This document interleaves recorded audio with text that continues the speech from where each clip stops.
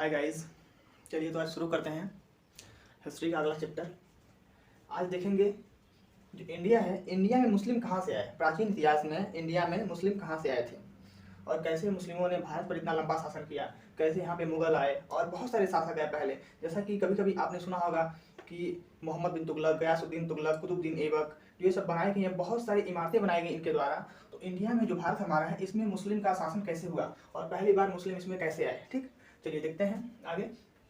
चलिए पहले देख लेते हैं कि सबसे पहला मुस्लिम जो कि भारत में आया था विदेश से, पहला मुस्लिम कौन था। चलिए मुस्लिम आक्रमण लिख देते हैं, क्योंकि जो भी आएगा पहले शासन करने ही आता था और शासन करने के लिए सबसे जरूरी था कि वह किसी भी देश में आक्रमण करे। ठीक, तो मुस्लिम आक्रमण देखते हैं। चलिए ठीक, शुरू करते हैं मुस्लिम आक्रमण। तो पहला मुस्लिम जो था भारत पर आक्रमण करने वाला पहला मुस्लिम हमारा हुआ, उसका नाम था मोहम्मद बिन कासिम। क्या नाम था उसका? मोहम्मद बिन कासिम। कहाँ से आया था? अफगान से आया था। अफगान से भारत पर पहला आक्रमण करने वाला मुस्लिम आया था मोहम्मद बिन कासिम। मोहम्मद बिन कासिम। ठीक, कब आक्रमण किया था इसने? 712 एडी। एडी मतलब कि इसका अर्थ होता है ईसा मसीह के बाद। ईस्वी लिख देते हैं, ईस्वी। ठीक, ईस्वी 712 एडी मतलब कि 712 में जब ईसा मसीह की मृत्यु हुई थी, तो उनके 712 साल बाद मोहम्मद बिन कासिम ने भारत पर पहला आक्रमण किया था। ठीक, कहाँ पे किया था? जो भारत था हमारा, भारत के क्षेत्र में पहले पाकिस्तान और फिर अफगानिस्तान, नेपाल, भूटान और बांग्लादेश, ये सब भारत के क्षेत्र में ही आते थे। म्यांमार तक फैला हुआ था हमारा भारत, म्यांमार तक फैला हुआ था। ठीक, तो इसने पहली बार पाकिस्तान वाले क्षेत्र में 712 में मुल्तान, पाकिस्तान में एक जगह है मुल्तान, वहां पर आक्रमण किया। इसने 712 में मुल्तान पर आक्रमण किया और मुल्तान को जीत लिया। फिर इसके बाद फिर से इसने 713 में फिर आक्रमण किया।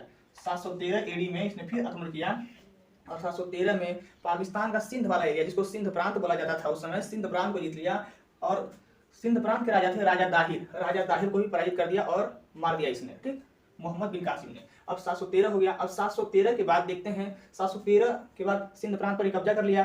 अब दूसरा मुस्लिम कौन आया? मतलब 713 के बाद कब्जा करके वहां शासन करने लगा और शासन करने के बाद फिर जिसके बाद किसका आक्रमण हुआ भारत पे? दूसरी बार में दूसरा मुस्लिम जो आया था भारत में, उसका नाम था सुवक्तगीन। सुवक्तगीन कब आया था? ये 986 एडी में। कब आया था ये? 986 एडी में। सुवक्तगीन ने भारत पर 986 एडी में आक्रमण किया, लेकिन यह लूट के इरादे से आया था। लूट के, यह भारत को लूटना चाहता था और यह खजाना लूट के यहाँ से चला गया। यह केवल खजाना लूटने आया था। ये भी कहाँ से आया था? ये भी अफगान से ही आया था। ये दोनों अफगान से आए थे। मोहम्मद बिन कासिम और सुवक्तगीन दोनों अफगान से आए थे। ठीक, और ये भी खजाना लूट के भारत से चला गया सुवक्तगीन। अब तीसरी बार आक्रमण किया था, सुवक्तगीन का ही बेटा था और इसका अगला शासक बना, इसके वंश का अगला शासक बना सुवक्तगीन का महमूद गजनवी। महमूद गजनवी। इसने 1001 से लेकर 1027 के बीच में भारत पर 15 बार आक्रमण, माफ कीजिएगा, भारत पर 17 बार आक्रमण किया। कितनी बार? 17 बार आक्रमण किया। ठीक, महमूद गजनवी ने। कहां से आया था? अफगानिस्तान के गजनी शहर से। अफगानिस्तान के गजनी। ठीक, 17 बार आक्रमण किया था इसने 1018, इसके सबसे प्रमुख आक्रमण देख लेते हैं। 1018 में इसने कन्नौज को लूटा। ये भी लूट के इरादे से आया था। यह यहाँ पे शासन नहीं करना चाहता था। 1018 में इसने कन्नौज को लूट लिया। 1025 का आक्रमण इसका बहुत ही फेमस रहा, क्योंकि 1025 में इसने गुजरात के सोमनाथ मंदिर से अपार धन लूटा। बहुत सारा धन लूटा, सोना, चांदी, हीरे, मोती, जेवरात, जितनी मूर्ति, मंदिर जितने थे, सारा का सारा सोना, धन, सब कुछ लूट के लेके चला गया। और 1025 में सोमनाथ मंदिर लूटने के दौरान, सोमनाथ मंदिर लूटा था इसने, और वही सोमनाथ का मंदिर लूटने के दौरान रास्ते में जब ये जा रहा था, तो रास्ते में इसका हरियाणा के जटों से विवाद हो गया। किससे? हरियाणा की जो जट थी, जट। ठीक, इनसे इनका विवाद हो गया। किससे? महमूद गजनवी से 1025 में सोमनाथ का मंदिर लूटने के दौरान हरियाणा के जटों से विवाद हो गया। ठीक, और इसी विवाद को दबाने के लिए उसने 1027 में फिर से जटों के खिलाफ आक्रमण कर दिया। कब? जटों के खिलाफ इसने 1027 में फिर से आक्रमण कर दिया। ठीक, जटों के खिलाफ। लेकिन ये जो थे तीनों के तीनों भारत पर ज्यादा लंबा शासन नहीं कर पाए। तो मुस्लिम भारत पर शासन करने के लिए कब आया था? भारत पर शासन तो कोई किया नहीं।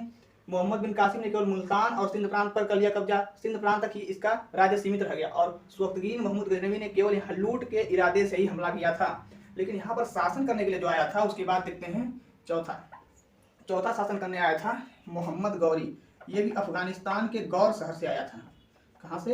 अफगानिस्तान के गौर। अफगानिस्तान में एक शहर है गौर, वहां से आया था मोहम्मद गौरी। मोहम्मद गौरी ने 1191 में पहला आक्रमण किया, 1191 एडी में। इसी को हम बोलते हैं तराइन का प्रथम युद्ध। तराइन कहाँ पे? हरियाणा। हरियाणा को भारत का अखाड़ा बोला जाता है क्योंकि मैक्सिमम लड़ाइयाँ उसी में की गई हैं। पानीपत की लड़ाई वहाँ पे हुई थी, कुरुक्षेत्र की लड़ाई वहाँ पे हुई थी, तराइन की लड़ाई वहाँ पे हुई थी, मच्छीवाड़ा की लड़ाई वहाँ पे हुई थी, बहुत सारी लड़ाइयाँ लड़ी गई हैं वहाँ पे। ठीक, तराइन। तराइन का प्रथम युद्ध 1191 में हुआ था। मोहम्मद गौरी ने इस पर आक्रमण किया था और इसके आक्रमण को रोकने के लिए हमारे भारत के सम्राट उस समय थे, जो कि उस क्षेत्र के राजा थे, पृथ्वीराज चौहान। पृथ्वीराज चौहान। ठीक, राजपूत शासक पृथ्वीराज चौहान ने पहली बार मोहम्मद गौरी को 1191 में परास्त कर दिया और इनके मित्र थे जयचंद। जयचंद के साथ मिलकर इन दोनों ने मिलकर मोहम्मद गौरी को 1191 में तराइन के प्रथम युद्ध में पराजित कर दिया। लेकिन फिर आगे चलकर 1192 में पृथ्वीराज चौहान और जयचंद के बीच विवाद हो गया, क्योंकि जयचंद जब अपनी पुत्री का विवाह किसी दूसरे से कर रहा था तो पृथ्वीराज चौहान से उनकी पुत्री प्रेम करती थी, तो पृथ्वीराज चौहान ने उनकी पुत्री को जाकर मंडप से उठा लाए थे। इसलिए जयचंद ने पृथ्वीराज चौहान से गुस्सा होकर जाकर मोहम्मद गौरी से मिल गया। मोहम्मद गौरी से मिलने के बाद फिर उसके बाद क्या किया उसने? जितनी खामियां थी, पृथ्वीराज चौहान की जितनी कमजोरियां थी, सारी की सारी कमजोरियां और सारी गुप्त बातें मोहम्मद गौरी को बता दी इसने। और मोहम्मद गौरी को बताने की वजह से मोहम्मद गौरी ने फिर से कर दिया आक्रमण 1192 में। कब किया इसने आक्रमण? दूसरा आक्रमण इसने किया था 1192 में। ठीक, इसको बोलते हैं तराइन का द्वितीय युद्ध। तराइन का द्वितीय युद्ध। ठीक, तराइन के द्वितीय युद्ध में जयचंद और मोहम्मद गौरी दोनों ने मिलकर पृथ्वीराज चौहान को परास्त कर दिया। ये परास्त हो गए। ठीक, ये परास्त हो गए और यहाँ पर इनकी हत्या कर दी गई। और हत्या करने के बाद क्या किया गया?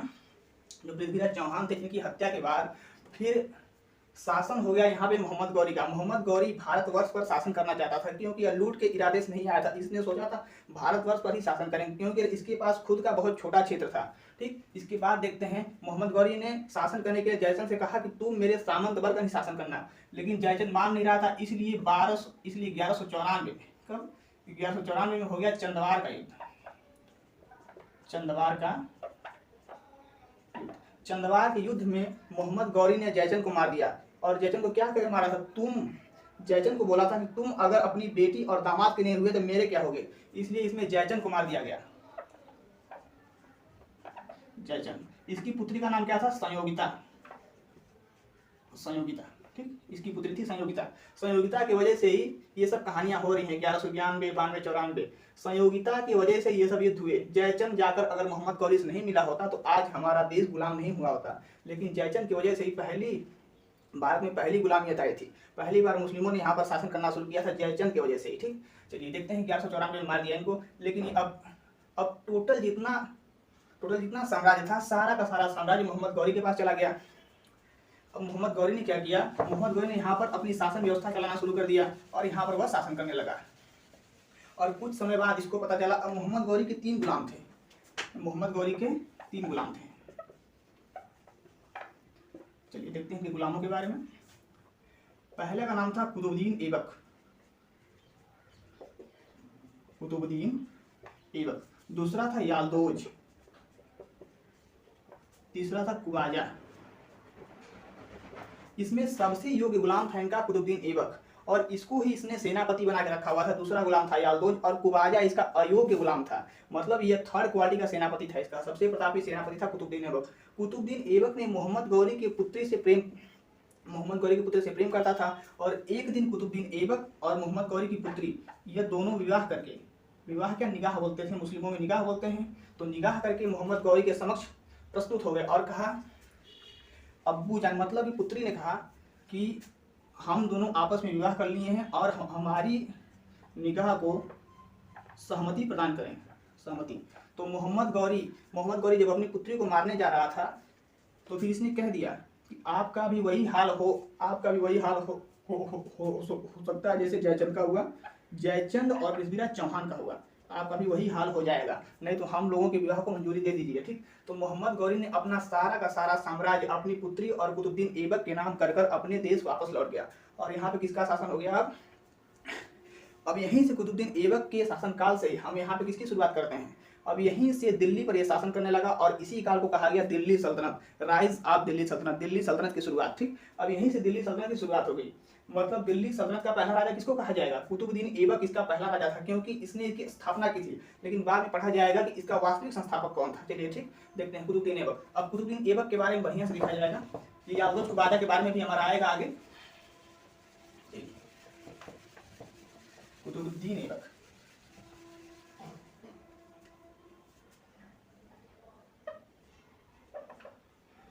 अब कुतुबुद्दीन ऐबक के साथ दिल्ली पर यह शासन करने लगा, लेकिन इसने राजधानी दिल्ली को नहीं बनाई। है भारतवर्ष पर ही शासन करता था, लेकिन इसने राजधानी लाहौर को बनाई थी। अब दिल्ली पर शासन करने वाले 5 वंश हुए और उन्हीं 5 वंशों को मिलाकर कहा जाता है दिल्ली सल्तनत। ठीक, दिल्ली सल्तनत के वंश कौन कौन से वंश हुए? चलिए पहला देख लेते हैं। इसमें पहला हुआ गुलाम वंश, पहला था गुलाम वंश, दूसरा था खिलजी वंश, खिलजी वंश, तीसरा था तुगलक वंश, चौथा सैयद वंश और पांचवा था लोधी वंश। ठीक, इसमें मेनली हमको 3 वंश के बारे में पढ़ना है। ये सैयद और लोधी बहुत ही छोटे वंश थे। ठीक, इनमें हम मेनली हमको तीनों के बारे में पढ़ना है, गुलाम वंश और खिलजी वंश और तुगलक वंश। ठीक, और इसमें सबसे लंबा शासनकाल देखा जाएगा तो सबसे लंबा शासनकाल जो हुआ वो तुगलक वंश का हुआ। किसका हुआ? तुगलक वंश का। और सबसे छोटा जो देखा जाएगा वो सबसे छोटा शासनकाल हुआ खिलजी वंश का। सबसे लंबा शासनकाल था तुगलक वंश का, सबसे छोटा शासनकाल था खिलजी वंश का। जब धीरे धीरे हम पढ़ते जाएंगे तो खुद ही पता चलेगा किसका शासनकाल कब से कब तक हुआ, तब आप खुद ही पता कर लेंगे किसका शासनकाल कब से कब तक हुआ था। ठीक, और सबसे प्रतापी राजा कहा जाता है इसमें, सबसे प्रतापी राजा था अलाउद्दीन खिलजी, अलाउद्दीन खिलजी। और इसी पे इसी मूवी आई थी हमारी पद्मावत जो मूवी थी। चलिए देखते हैं आगे। ठीक, तो पहले हम गुलाम वंश की शुरुआत करते हैं। गुलाम वंश क्या था? गुलाम वंश में कौन कौन से शासक हुए और क्या क्या सुधार किए गए, कौन कौन से कर लगाए, कौन कौन से सिक्के चलाए गए। ठीक, चलिए गुलाम वंश की शुरुआत करते हैं यहाँ से। गुलाम वंश, अब यहाँ पे दिल्ली सल्तनत की शुरुआत हो जाती है। अब यहीं से ये लोग दिल्ली को केंद्र बनाकर पूरे भारतवर्ष पर शासन करते थे। ठीक, भारत में वैसे भी छोटे छोटे राजा थे, लेकिन बड़े राजाओं में बस यही बचे थे। ठीक, चलिए गुलाम वंश, गुलाम वंश का पहला शासक हुआ, उसका नाम था कुतुबुद्दीन ऐबक, कुतुबुद्दीन ऐबक, कुतुबुद्दीन ऐबक। ठीक, कुतुबुद्दीन ऐबक बहुत ही होनहार शासक था, मतलब बहुत ही विद्वान था। विद्वान होने की वजह से इसको पूरा कुरान याद था। मतलब जो कुरान होता है ना, मुस्लिम उसको पाक बोला जाता है, पाक मतलब पवित्र। मुस्लिम धर्म में उसको पवित्र ग्रंथ बोला जाता है कुरान को। तो उसको कुरान की एक एक लाइन याद थी, इसलिए इसको कुरान खान कहा जाता था। क्या कहा जाता था? कुरान खान। मुस्लिमों में बहुत पद होते हैं, पहले होते हैं काजी, फिर होते हैं मुफ्ती। मुफ्ती मुस्लिम में सबसे बड़ा पद होता है। जैसे कि अरे हमारे सनातन धर्म में होते हैं शंकराचार्य, शंकराचार्य को महापंडा बोला जाता है, मतलब कि ब्राह्मणों के भी ब्राह्मण होते हैं शंकराचार्य। तो शंकराचार्य को सारे ग्रंथ और सारे वेद याद रहते हैं। सेम वैसे ही मुफ्ती होते हैं मुस्लिम धर्म में। मुफ्ती को पूरा कुरान याद रहेगा, कुरान की एक एक लाइन का मतलब याद रहेगा। और मुफ्ती से नीचे होते हैं हाफिज और दूसरे नीचे काजी। जैसे काजी होते हैं, काजी बाद होते हैं हाफिज, हाफिज के बाद होते हैं मुफ्ती। ठीक, तो मुफ्ती इसमें सबसे बड़ा पद होता है। लेकिन इसको कुरान खान केवल क्या कहा गया? ये केवल काजी था। ठीक, काजी, ये कुरान खान, इसको केवल कुरान याद था, उसका अर्थ नहीं पता था इसको। ठीक, कुरान खान कहा गया। उसके बाद इसको दूसरा कहा गया हाफिज, इसको दूसरा हातिम कहा गया। हातिम लिख देते हैं, हातिम। हातिम क्यों कहा गया? क्योंकि यह बहुत भलाई का काम करता था, बहुत सारी भलाई के काम किए इसने। तीसरा, इसको लाख बख्श कहा जाता था, लाख बख्श। लाख बख्श क्यों कहा गया? क्योंकि लाखों में दान देता था, बहुत अत्यधिक दान देता था गरीबों में, इसलिए इसको लाख बख्श कहा गया। डी, इसने कभी भी दिल्ली को राजधानी नहीं बनाई, हमेशा राजधानी लाहौर को बना के रहा। इसने राजधानी लाहौर को बनाया, इसलिए इसको गुलाम वंश का वास्तविक संस्थापक नहीं कहा जाता है। इसको गुलाम वंश का वास्तविक संस्थापक नहीं कहा जाता है, क्योंकि इसने राजधानी लाहौर को बनाई थी, दिल्ली को इसने राजधानी नहीं बनाई। इसने अपने नाम का कलमा नहीं पढ़वाया था।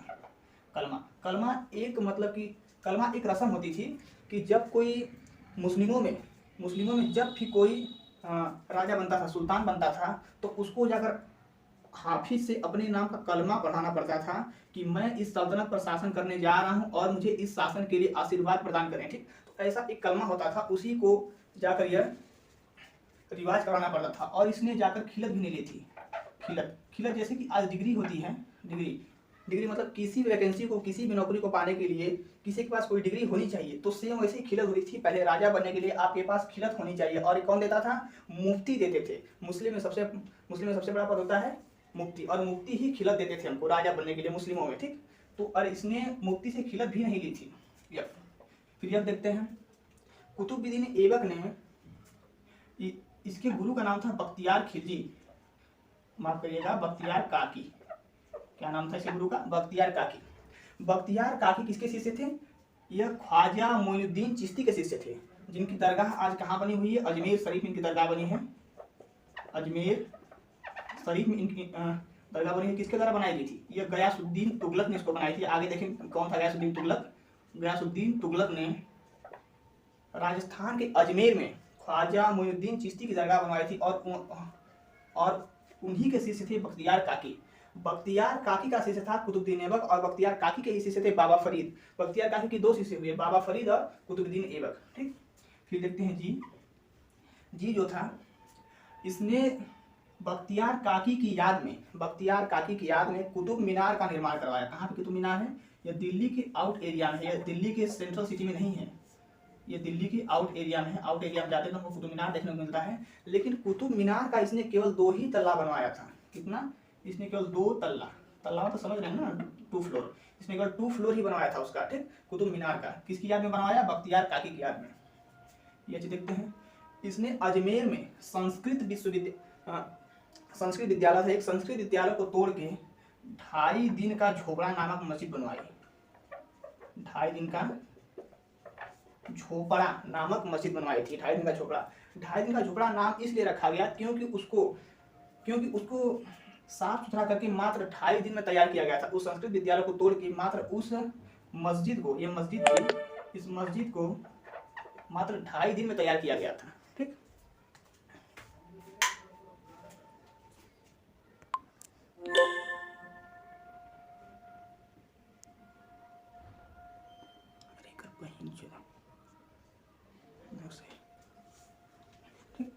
ये 2.5 दिन का झोपड़ा एक मस्जिद, इसको 2.5 दिन में मात्र तैयार किया गया था, ठीक। चलिए आई देखते हैं, आई क्या कहता है? इसने दिल्ली में कुव्वतुल इस्लाम मस्जिद बनवाई थी। क्या बनवाई? कुव्वतुल इस्लाम मस्जिद बनवाई इसने। क्या बनवाई इसने दिल्ली में? कुव्वतुल इस्लाम मस्जिद, ठीक। इसके बाद ये देखते हैं, ठीक। इसके बाद ये हमारा आ जाएगा, ठीक, कुव्वतुल इस्लाम मस्जिद। इसका एक गुलाम था, उसका नाम था इल्तुतमिश। इसका गुलाम का क्या नाम था? इल्तुतमिश। इसके शासनकाल में यह बदायूं का सूबेदार था। बदायूं कहाँ है? ये यूपी में एक जगह है बदायूं, वहीं का सूबेदार था इल्तुतमिश। कहाँ का? बदायूं का, ठीक। यह बदायूं का सूबेदार था। इसके सेनापति का नाम था बख्तियार खिलजी।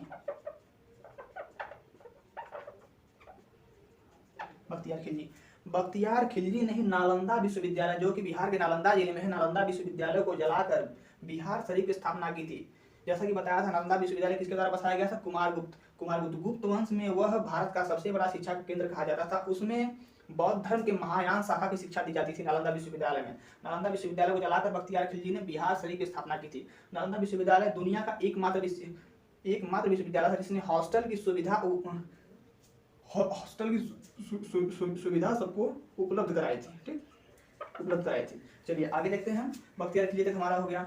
अब इसके बाद इसने कुछ और नहीं किया। इसके बाद एक समय में इसका लाहौर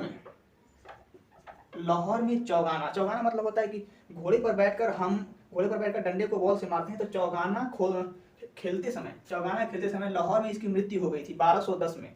कब? इसकी 1210 में चौगाना खेलते समय घोड़े से गिरकर और घोड़े के कुचले जाने से इसकी लाहौर में मृत्यु हो गई, ठीक। अब इसकी मृत्यु के बाद फिर अगला शासक बना, इसका गुलाम था इल्तुतमिश। इसके बाद फिर शासक बना, लेकिन इसके बीच में एक और शासक आ गया, छोटा सा। इसके बीच में एक छोटा सा और शासक आ गया जिसने 1210 से लेकर 1211 तक शासन किया। अब हमको देख लेना है कि दिल्ली सल्तनत लिख देते हैं कहाँ से कहाँ तक चला था। ये 1206 से लेकर 1526 तक, लगभग 320 सालों तक चला था। ये देख रहे हैं ना, 1206 से लेकर 1526 तक, ठीक। 1206 से कुतुबुद्दीन ऐबक ने शुरुआत की थी। इसने 1206 से 1210 तक 4 सालों तक शासन किया था। उसके बाद 1210 से 1211 तक किसने शासन किया? इसका नाम था बहराम शाह। बहराम शाह, ठीक, आप कीजिए आराम शाह, आराम शाह, ठीक। 1210 से लेकर 1211 तक आराम शाह ने शासन किया। उसके बाद इसने 1211 तक शासन, 1211 में इसकी अकस्मात मृत्यु के बाद 1211 से 1236 तक इसके गुलाम कुतुबुद्दीन ऐबक के इल्तुतमिश ने शासन किया, ठीक। इसके बाद इल्तुतमिश ने शासन किया और इल्तुतमिश ने राजधानी बनाया दिल्ली को। इसने राजधानी दिल्ली को बनाया, अपने नाम का खुतबा पढ़वाया, हाफिज से मतलब मुफ्ती से जाकर खिलत भी ले ली, इसने खिलत भी ले ली थी, ठीक। इसने खिलत लेने के बाद इसने एक युद्ध भी किया।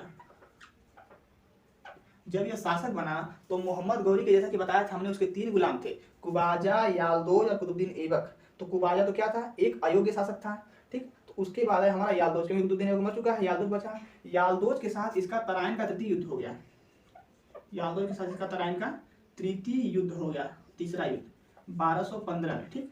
1211 में शासक बना, 1215 में यालदोज से युद्ध हो गया, ठीक।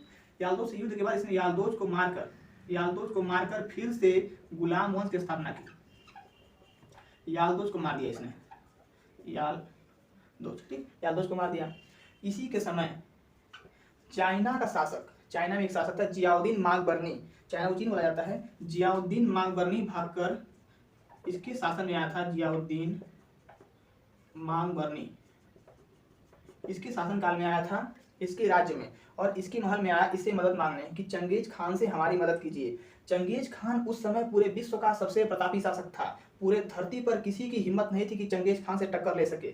चंगेज खान एक जालिम शासक था और एक क्रूर शासक था, उसको मंगोल शासक कहा जाता है। बचपन में ही उसने मात्र 10 साल की उम्र में अपने भाई, माता पिता तीनों की हत्या कर दी थी। बहुत ही प्रतापी और क्रूर शासक था। जहां भी जाता था उसने ईरान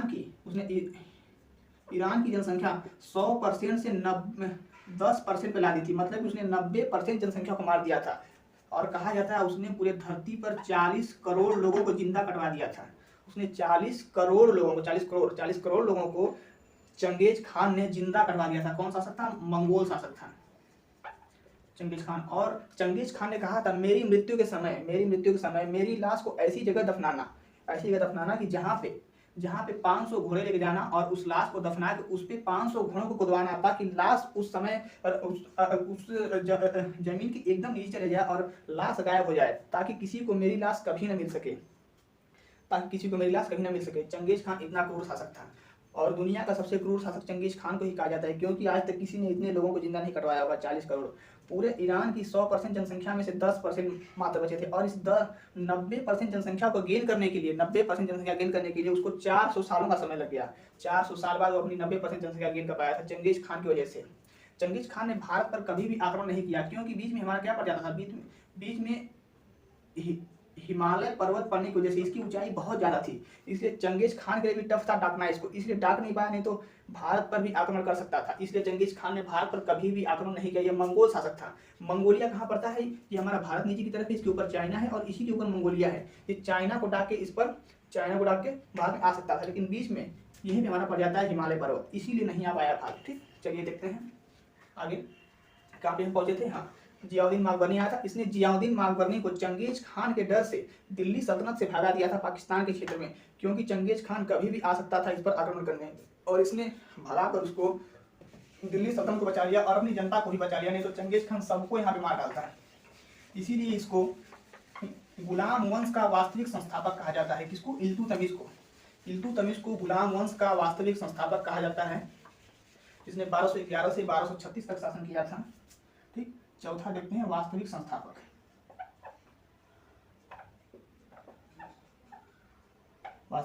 ठीक, इसने 2 प्रकार के सिक्के चलाए थे, टका, जीतल। टका तांबे का था और जीतल चांदी का था। इसने सोने के सिक्के नहीं चलाए। ठीक, टका किसका था? तांबे का। जीतल जो था हमारा वो चांदी का था। इसने 2 प्रकार के सिक्के चलाए थे इल्तुतमिश ने।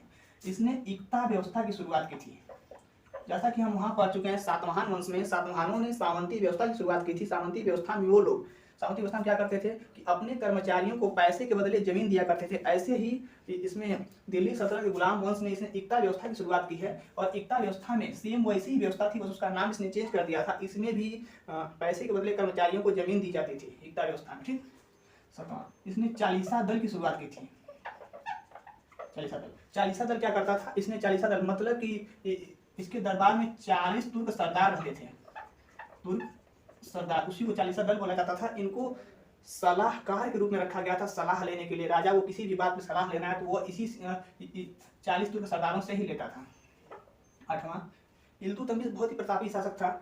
इसकी पुत्री का नाम था, इसकी इच्छा थी, इसके पुत्र का नाम था रुकनुद्दीन,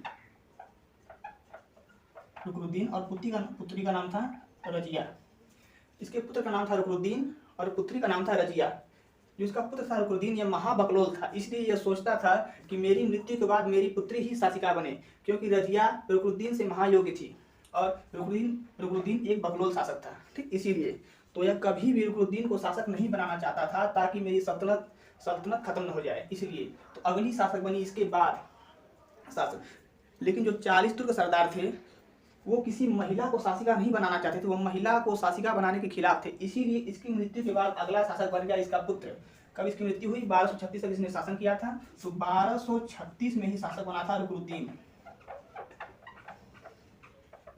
ठीक, रुकनुद्दीन बना था। लेकिन रुकनुद्दीन एक योग्य शासक नहीं था, इसलिए रजिया को अपनी सल्तनत का ध्यान रखने के लिए इल्तुतमिश की बनाई गई एक योजना याद आई। उसने बताया था कि अगर मेरी सल्तनत में किसी को न्याय नहीं मिल रहा है तो अब बृहस्पतिवार के मतलब गुरुवार के दिन लाल जोड़ा पहनकर पब्लिक के बीच में आकर न्याय मांग सकती है और उसको पूरी जनता मिलकर न्याय दिलाएगी। रजिया ने ऐसा ही किया, उसने लाल जोड़ा पहनकर पब्लिक में आ गई और सबसे दरख्वास्त दुआ करने लगी, तो सारी जनता ने मिलकर रजिया को शासिका बनाया। और सबको पता ही होगा कि भारत की पहली महिला शासिका कौन थी? रजिया सुल्तान। और शासिका बनते ही इसके नाम के आगे क्या लग गया? सुल्तान लग गया। इसने कब से कब तक शासन किया? इसने 1236 से लेकर 1240 तक शासन किया था। कब से? रजिया सुल्तान ने 1236 से 1240 तक शासन किया था इसने, और यह भारत की प्रथम महिला शासिका बनी थी रजिया सुल्तान। रजिया सुल्तान के समय रजिया सुल्तान को 40 तुर्क सरदार पसंद नहीं करते थे। यह मलिक याकूत से प्रेम करती थी। इसके शासनकाल में एक इसका इक्तेदार था, ठीक, मलिक याकूत से प्रेम करती थी। और इसी के शासनकाल में पंजाब का उस समय नाम था तबर हिंद में विद्रोह शुरू हो गया। वहां का सेनापति था इसका पंजाब तबर हिंद अल्तुनिया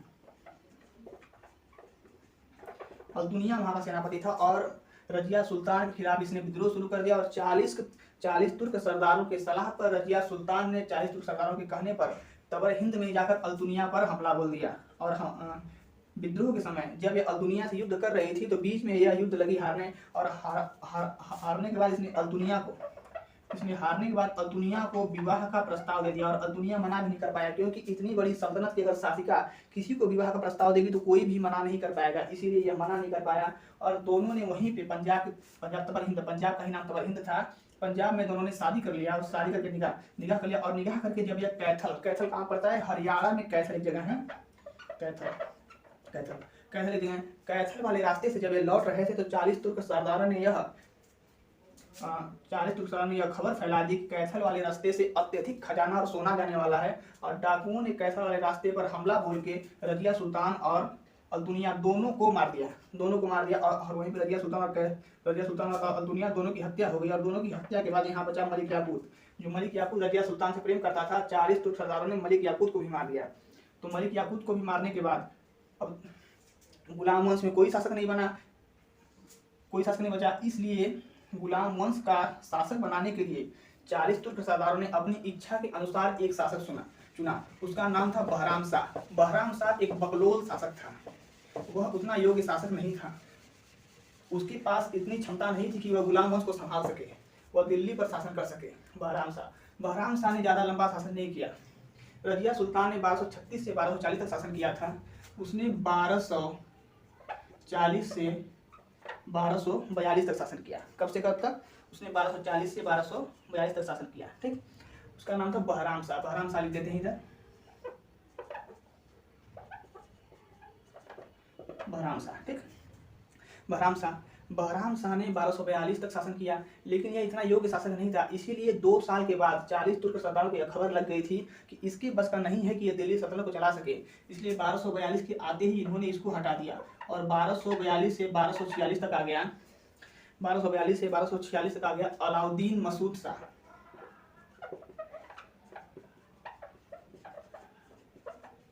अलाउद्दीन मसूद शाह, ठीक।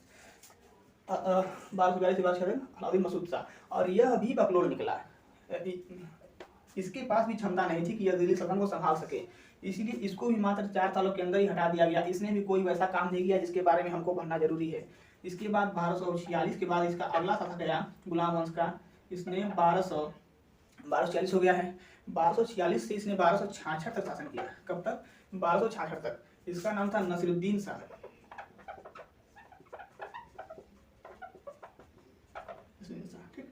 यह योग्य शासक था। नसीरुद्दीन शाह एक योग्य शासक था, लेकिन यह मितव्ययी था। मितव्ययी का अर्थ होता है जो बहुत ही कम खर्चा करता हो। यह बहुत ही कम खर्चा करता था। यह अपना गुजारा टोपी बीन कर चलाता था, मतलब यह राजा होने के बाद भी टोपी बीनता था, प्रजा में टोपी बीनकर टोपी बेचता था। यह क्या मितव्ययी? यह अपना खर्चा टोपी बीन कर चलाता था। यह राजा होने के बाद अपनी प्रजा में टोपी बीन कर बेचता था। इसने 1266 तक शासन किया था और यह एक योग्य शासक था और प्रजा प्रेमी था। प्रजा प्रेमी। इसने कभी भी प्रजा पर कोई भी कर नहीं लगाया। इसने सभी करों को एक छोटे से समय के लिए, मात्र 20 साल के लिए इसने सभी करों को समाप्त करके रखा। हमेशा यह चाहता था कि प्रजा को कभी कष्ट न हो। यह इतना योग्य शासक था। लेकिन 1266 में जो चालीसा दल था, चालीसा दल इस पर भारी पड़ने लगा। चालीसा दल, उसमें 40 तुर्क सरदार थे। 40 तुर्क सरदारों में एक तुर्क सरदार एकदम वृद्ध हो चुका था, इसलिए उस वृद्ध तुर्क सरदार को निकालकर इसने अपना एक गुलाम डाल दिया, अपना एक गुलाम को शामिल किया। उसका नाम था बलबन। बलबन ईरान का शिया था। शिया मतलब जो मुस्लिम होते हैं उसमें कई जात होती है, शिया सुन्नी ऐसे, ठीक। तो सुन्नी जो होते हैं, सुन्नी लोग केवल मोहम्मद पैगंबर को मानते हैं और शिया लोग जो होते हैं मोहम्मद पैगंबर और उनके दोनों नाती दोनों को मानते हैं, ठीक। ऐसे शिया और सुन्नी। तो शिया लोग, ये बलबन शिया था। कहाँ से आया था? ईरान से आया था। लेकिन उस समय भारत में सबसे ज्यादा सुन्नी लोगों की ही जनसंख्या थी, सबसे ज्यादा सुन्नी लोग थे, ठीक। बलबन चालीसा दल पे भारी पड़ने लगा, इसलिए इसने इसको उलुग खान की उपाधि दे दी। उलुग खान, बलबन को उलुग खान किसने दी उपाधि? नसीरुद्दीन शाह ने बलबन को उलुग खान की उपाधि दी, ठीक।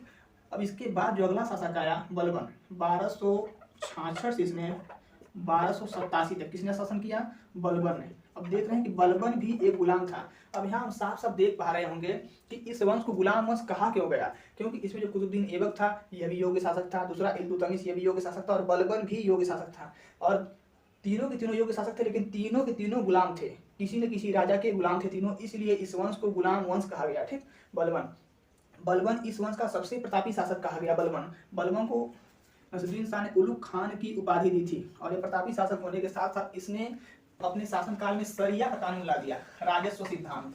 राजस्व सिद्धांत का अर्थ होता है कि जो भी राजा कहेगा वही सही है, बाकी सब कुछ गलत है। इसने राजस्व सिद्धांत शुरुआत कर दी। राजस्व सिद्धांत, इसने लौह और रक्त की नीति अपनाई थी। मतलब कि अगर कोई भी राजा की बात नहीं मानता है, राजा के आदेश का पालन नहीं करता है, तो उसको तुरंत ही मृत्यु दंड दे दिया जाए। इसने लौह रक्त की नीति अपनाई थी, लौह रक्त नीति, ठीक। ये मात्र शिया था जिसने गुलाम वंश पर शासन किया, बाकी सभी लोग सुन्नी थे। बलबन एकमात्र शिया था जिसने गुलाम वंश का शासक बना था। बलबन एकमात्र शिया था और बाकी लोग सुन्नी थे, ठीक। इसने अपने आप को ईश्वर का प्रतिनिधि बताया। इसने अपने आप को ईश्वर का प्रतिनिधि, मतलब कि प्रतिनिधि का अर्थ है कि यह बलबन बोलता था कि मेरे पास ईश्वर का संदेशा है जो मैं प्रजा में बांटता फिरता हूँ। इसने अपने आप को पैगंबर का दर्जा दिया था, इसीलिए ईश्वर का प्रतिनिधि बताया। इसने 2 प्रमुख इमारतों की शुरुआत की थी, मेहराब और गुंबद। गुंबद की शुरुआत इल्तुतमिश नहीं कर दी थी, लेकिन उस समय ज्यादा अच्छी वैरायटी के गुंबद नहीं बनाए जा सके, इसलिए इसने शुद्ध क्वालिटी का, पहली बार शुद्ध पद्धति का गुंबद किसने बनाकर तैयार किया था? बलबन ने पहली बार शुद्ध पद्धति का गुंबद बनाकर तैयार किया था, ठीक। बलबन प्रतापी होने के साथ साथ एक क्रूर शासक भी था। एक क्रूर शासक था बलबन।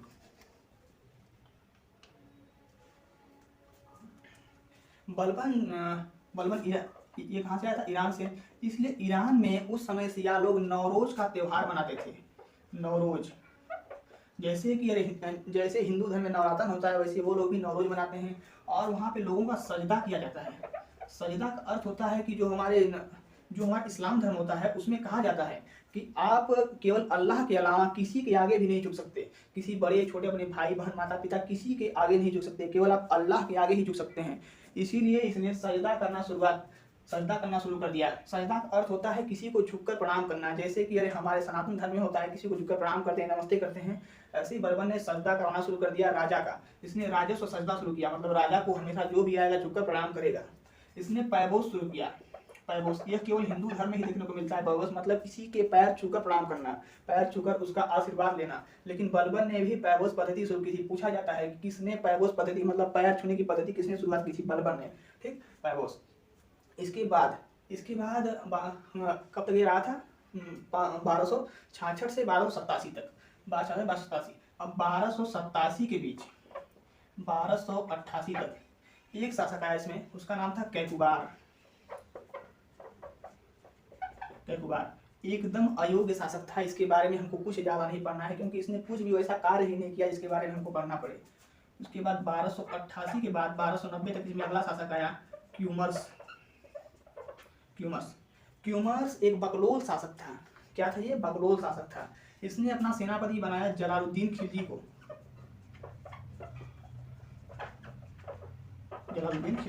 जलालुद्दीन खिलजी ने इसकी हत्या करके खिलजी वंश की स्थापना कर दी। इसकी स्थापना कर दी जलालुद्दीन खिलजी ने क्यूमर्स की हत्या करके खिलजी वंश की स्थापना कर दी।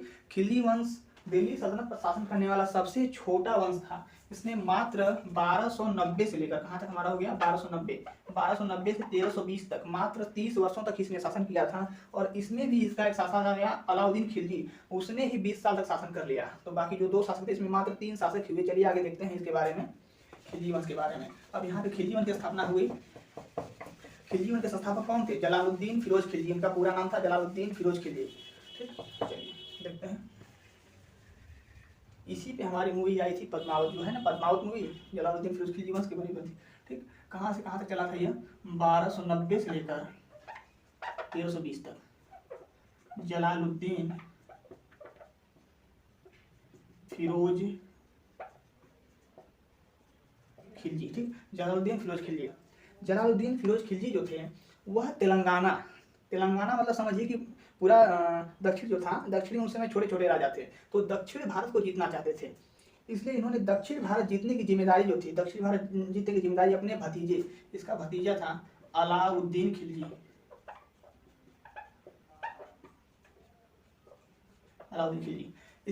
जब जलालुद्दीन खिलजी ने दक्षिण भारत जीतने की जिम्मेदारी अपने भतीजे अलाउद्दीन खिलजी को दी थी और वह गया दक्षिण भारत जीत कर आया और वहां से अत्यधिक खजाना लूटा था उसने। लेकिन उस खजाने का हिसाब जलालुद्दीन फिरोज खिलजी को नहीं दिया।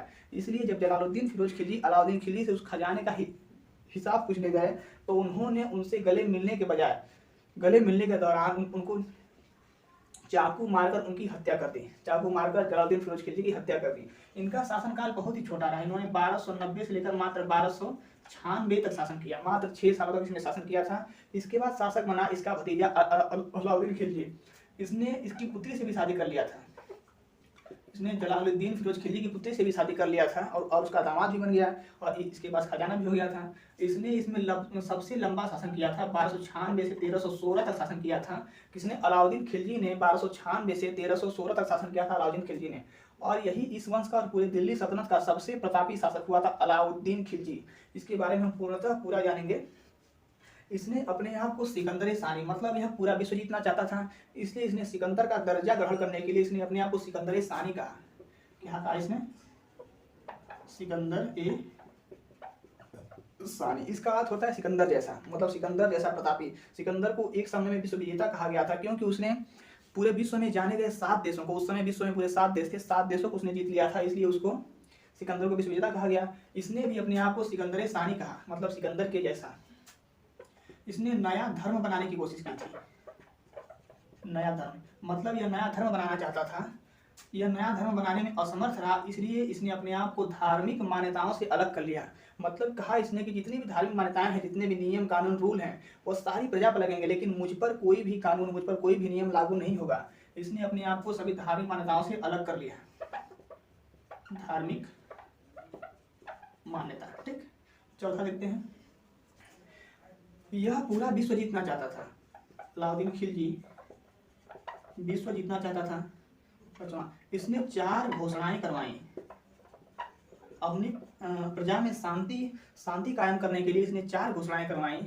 इसकी पहली घोषणा थी कि जितनी भी जमीन गुलाम वंश में चल रही थी, गुलाम वंश में इक्ता व्यवस्था चल रही थी, तो इक्ता व्यवस्था के तहत जितनी भी जमीन सामंतों को मतलब इक्तेदारों को दी गई है, वो सारी की सारी जमीनों को राजस्व जमीन में तब्दील कर दिया जाए। मतलब कि वो सारी जमीन राजा के नाम कर दिया जाए। और इसी के समय एक गुरु थे निजामुद्दीन औलिया। निजामुद्दीन औलिया किसके शिष्य थे? ख्वाजा मोइनुद्दीन चिश्ती के 2 शिष्य थे, बख्तियार काकी और निजामुद्दीन औलिया। तो निजामुद्दीन औलिया ने अपनी जमीन देने से मना कर दिया था और कहा था उन्होंने, महाराज आप मुझ पर जब आक्रमण करेंगे तो मेरे घर में 10 दरवाजे हैं, मैं किसी भी दरवाजे से निकल कर बाहर चला जाऊंगा, और ये जमीन मैंने प्रजा के हित के लिए रखी हुई है, मैं किसी को दे नहीं सकता। इसलिए अलाउद्दीन खिलजी ने निजामुद्दीन औलिया पर दबाव नहीं बनाया। ठीक, इसने दूसरा घोषणा, इसने गुप्तचर व्यवस्था की शुरुआत की। गुप्तचर व्यवस्था मतलब कि अपने क्षेत्र में करप्शन मतलब क्राइम को रोकने के लिए इसने गुप्तचर व्यवस्था की शुरुआत की कि जितने भी गुप्तचर रहेंगे देखकर बताएंगे कहाँ पे कौन सा घोटाला हो रहा है। ठीक, गुप्तचर। तीसरा, इसने छोटे मोटे त्योहारों पर रोक लगा दी।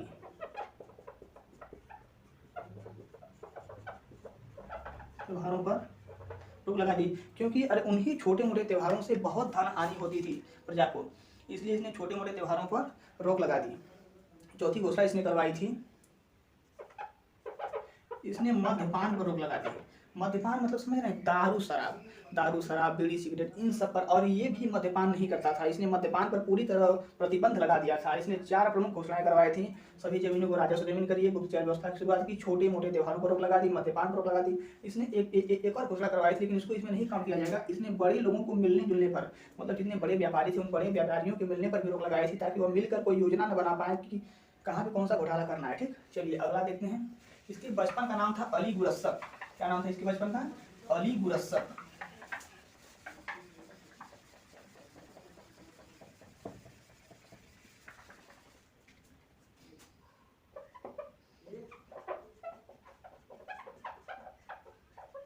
इसके बचपन का नाम था अली गुरसप।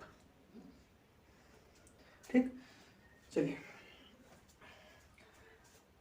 इसने सेना के लिए बहुत ही अच्छे से काम किए। मतलब कि जैसे पहले हम जमीन दिया करते थे, तो सेना अगर आपके लिए कार्य करेगी, तो अगर आपने सेना से जमीन ले ली है तो उनको कुछ ना कुछ देना पड़ेगा। तो इसने सेना के लिए वार्षिक वेतन की शुरुआत की थी। वार्षिक वेतन मतलब ये सालाना वेतन देता था, 1 साल में 1 बार वेतन देता था। इसने सेना के लिए वार्षिक वेतन की शुरुआत की थी। ठीक, इसने घोड़ा दागने की व्यवस्था शुरू की। घोड़ा दागने की, कौन सा दिल्ली सल्तनत का घोड़ा है उसको कोई चोरी न कर सके। ठीक, घोड़ा दागने की व्यवस्था की। आठवां, इसने सेना के लिए वेशभूषा की शुरुआत की।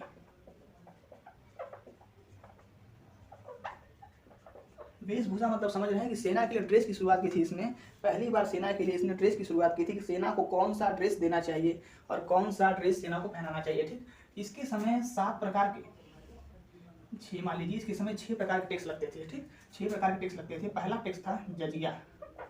जजिया कहा जाता है कि इसकी इजाज़त इस्लाम ही देता है। इस्लाम मतलब कि मुस्लिम धर्म ही इसकी इजाज़त देता है। जो गैर मुसलमानों को लगता था,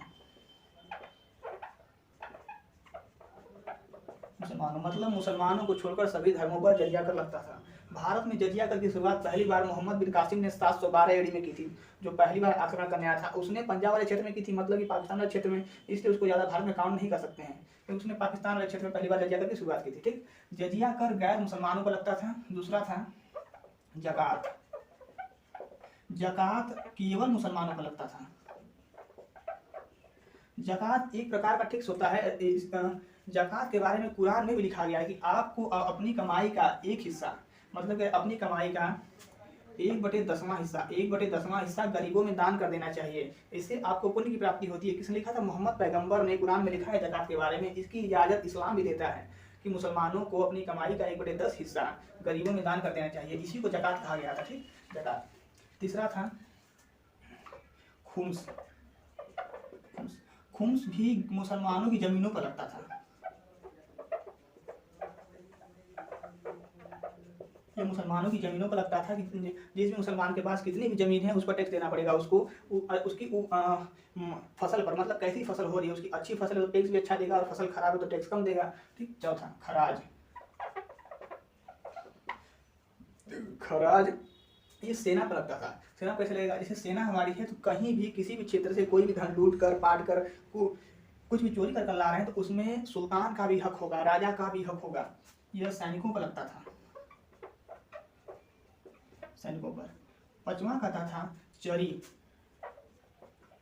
चरी जानवरों पर लगता था, जानवरों मतलब किसके पास कितने प्रकार के कितने जानवर हैं, कौन सी गाय कितनी दूध दे रही है, उस पर वैसा टैक्स, मतलब कि जितना ज्यादा आपको फायदा उतना ज्यादा टैक्स देना पड़ता था। धरी, उसके बाद था धरी। धरी भवनों पर लगता था, कौन कितनी जमीन लिया हुआ है घर बनाने के लिए, किसका घर बड़ा है, किसका घर छोटा है, किसके पास घर ही नहीं है, किसके पास घर नहीं रहेगा और धरी कहाँ से देगा जब उसके पास भवन है ही नहीं। ठीक, तो ये भवनों पर लगता था। ठीक, इसके 4 प्रमुख सेनापति थे, इसके 4 प्रमुख सेनापति थे। पहला था नुसरत खान, दूसरा था जाफर खान, तीसरा था उलुग खान, चौथा था मलिक काफूर,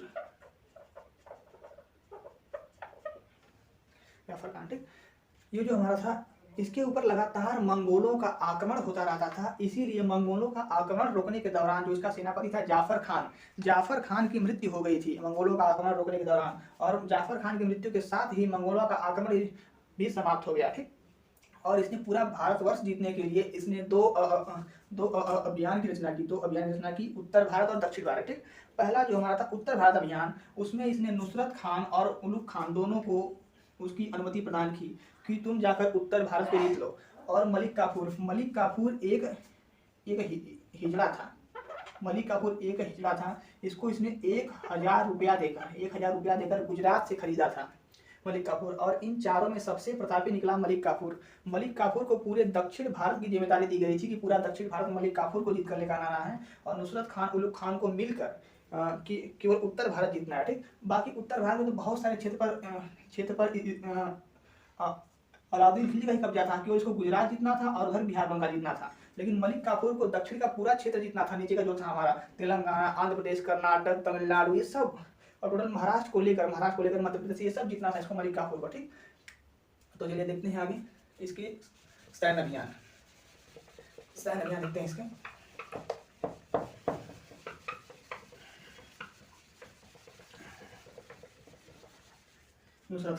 नुसरत खान और उलुग खान जी, चलिए ठीक, नुसरत खान और उलुग खान। इसने नुसरत खान और उलुग खान को लेकर, दोनों अपने सेनापति को लेकर, इसने राजस्थान पर हमला कर दिया। उस समय राजस्थान के राजा थे चित्तौड़गढ़, मतलब उसका क्षेत्र था, केंद्र बिंदु था चित्तौड़गढ़ से वो शासन करते थे राजा रतन सिंह। कौन थे? राजा रतन सिंह। जैसा कि पद्मावत मूवी में देखा होगा कि उसका रोल किसने किया? शाहिद कपूर ने। ठीक, राजा रतन सिंह की पत्नी थी पद्मावती उनकी पत्नी थी, और राजा रतन सिंह पर इसने जाकर पद्मावती के लिए हमला कर दिया। ठीक, रानी पद्मावती के लिए, और वहां पर इसने राजा रतन सिंह को हरा कर पराजित कर दिया और उनको मार दिया, उनका सर कलम कर दिया था। ठीक, और सर कलम करने के बाद इसने पद्मावती को पाने के लिए जब इसके महल की तरफ बढ़ा तो वहां की सारी महिलाओं ने जौहर कर लिया था। जौहर क्या होता है? जौहर मतलब पहले की राजपूत महिलाएं जब उनके क्षेत्र पर कब्जा किसी दूसरे शासक का हो जाता था तो वो लोग एक बड़ा सा गड्ढा, पहले से एक बड़ा सा गड्ढा बनाकर रखती थी और उसी में आग जलाकर सारी की सारी महिलाएं उसी आग में कूद जाती थी, और आग में कूदने वजह से सारी महिलाएं जलकर राख हो जाती थी और किसी दूसरे मर्द को अपने शरीर को छूने नहीं देती थी। ठीक, इसी को जौहर कहा जाता था। पहले की राजपूत महिलाएं ऐसा करती थी। तो पद्मावती ने वहां पर जौहर कर लिया था। उसने राजस्थान पर कब्जा कर लिया, गुजरात पर कब्जा कर लिया, मध्य प्रदेश पर कब्जा कर लिया, उधर उत्तर वाले क्षेत्र पर भी कब्जा कर लिया, बिहार बंगाल पर कब्जा कर लिया, मतलब इसका मैक्सिमम क्षेत्रों पर कब्जा हो गया था। नीचे दक्षिण भारत जीतने के लिए इसने मलिक काफूर को भेजा था। मलिक काफूर एक क्या था? हिजड़ा था। इससे पहले गया जो हमारा महाराष्ट्र के कॉर्नर वाला क्षेत्र है, कॉर्नर, ये जो हमारा भारत है, ये महाराष्ट्र हमारा इधर है। ठीक, ये महाराष्ट्र है और ये कर्नाटक इधर है, ये थोड़ा सा केरल है, ये तमिलनाडु है, ये आंध्र प्रदेश है, ये बीच में तेलंगाना के बाद फिर आंध्र प्रदेश है। ठीक, ये आंध्र प्रदेश है, ये हमारा क्षेत्र है। ठीक, तो मलिक काफूर को ये सब क्षेत्र जीतना था अकेले, और इस क्षेत्र का मात्र एक ही शासक था यहाँ पे और एक शासक यहाँ पे था। ठीक, एक शासक पहले था यादव वंश। क्या था यहाँ पे? यादव वंश था। ठीक, यादव वंश का शासक थे उस समय प्रताप चंद्र देव पर इसने हमला कर दिया और उनकी राजधानी क्या थी? ठीक, चलिए प्रताप चंद्र देव को इसने जीत लिया पूरी तरह, और इनको जीतकर इन पर कब्जा कर लिया, इनके क्षेत्र पर कब्जा कर लिया। लेकिन प्रताप चंद्र देव एक वीर थे और उनकी वीरता देखकर इसने गुजरात में एक क्षेत्र था, गुजरात में नीचे तरफ जूनागढ़ का क्षेत्र प्रताप चंद्र देव को प्रताप चंद्र देव को प्रदान कर दिया और कहिए जाकर वहाँ पे आप शासन कीजिए। ठीक, उसके बाद प्रताप चंद्र देव यादव वंश के सामंत थे। होयसल वंश के संस्थापक होयसल वंश नीचे की तरफ थे और इसको भी जीत लिया था इसने, होयसल वंश को भी जीत लिया, लेकिन इसकी राजधानी द्वार समुद्र जो कि बहुत ही निचले तटवर्ती निचले क्षेत्र में थी, इसलिए मलिक काफूर कभी भी द्वार समुद्र जो कि होयसल वंश की राजधानी थी, केवल इतना ही क्षेत्र बचा था भारतवर्ष में, इसको नहीं जीत पाया था, बाकी इसने सारा क्षेत्र जीत लिया था। ठीक, और इधर थे हमारे ये नीचे गोलकुंडा था, तेलंगाना था। इधर तेलंगाना में 3 क्षेत्र आते हैं, सिकंदरा, गोलकुंडा और एक हैदराबाद बाद में पढ़ेंगे। इसकी स्थापना किसने की? निजामुल मुल्क ने की है। ठीक, देखते हैं तेलंगाना में था गोलकुंडा के ऊपर वारंगल था। वारंगल के राजा थे हमारे प्रताप रुद्रदेव ने खुद ही अलाउद्दीन खिलजी की अधीनता स्वीकार कर ली, क्योंकि उनको डर था कि यहाँ पे अगर मलिक काफूर अगर आक्रमण करेगा तो बहुत सारी प्रजा का विनाश कर देगा और बहुत सारी प्रजा को मार कर सारा तो छीन ही लेगा, लेकिन प्रजा का विनाश हो जाएगा। इसलिए उन्होंने अपनी एक सोने की प्रतिमा बनवाकर अलाउद्दीन खिलजी के दरबार में पेश कर दी, कोहिनूर हीरे के साथ, और उसको पता चल गया कि पूरा दक्षिण भारत उसके क्षेत्र में आ गया। ठीक, और यहीं पे इसी के पास था कोहिनूर हीरा, तो यह पहली बार किसके पास गया? अलाउद्दीन खिलजी के पास। वारंगल के राजा के बाद यह पहली बार किसके पास गया? अलाउद्दीन खिलजी के पास। ठीक, इसने अपने सैनिकों और अपनी प्रजा के उद्धार के लिए बहुत सारे क्षेत्र बनाए हुए थे। ठीक, चलिए देखते हैं पहले। अच्छा, इसको ही मिटा देते हैं, इसको तो आप समझ गए होंगे कि दक्षिण भारत अभियान में इसने दक्षिण को जीत लिया और उत्तर को भी पूरा इसने जीत लिया। इसने रानी पद्मावती के लिए राजा रतन सिंह को मार दिया। इसने दीवाने आरिज की शुरुआत की थी।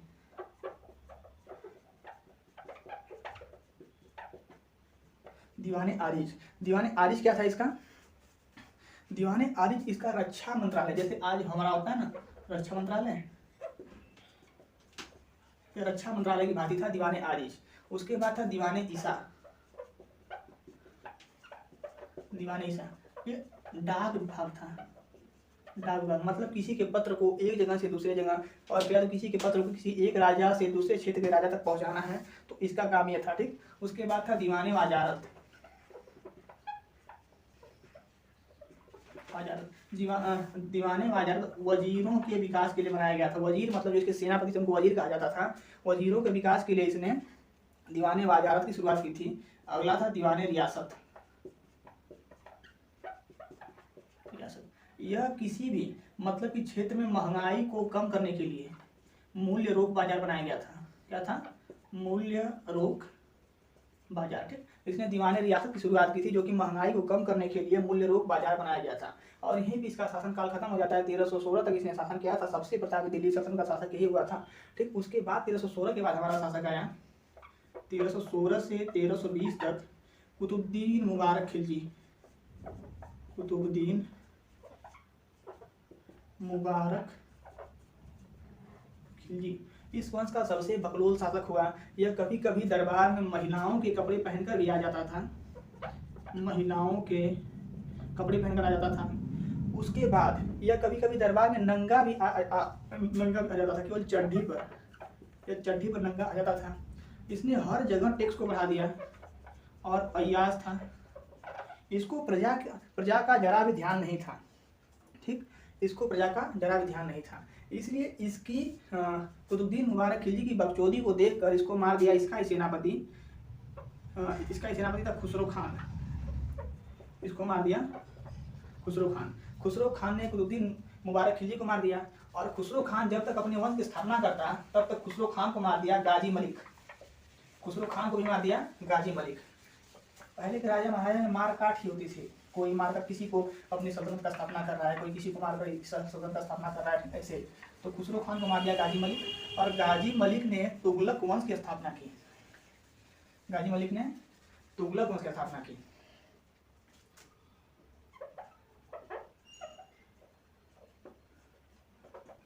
तुगलक, तो गाजी मलिक ने तुगलक वंश की स्थापना की और अपना नाम गाजी मलिक से गयासुद्दीन तुगलक रख लिया। क्या रख लिया? अपना नाम गयासुद्दीन तुगलक रख लिया उसने नाम गाजी मलिक से। ठीक, यह वंश 1320 से 1414 तक चला था।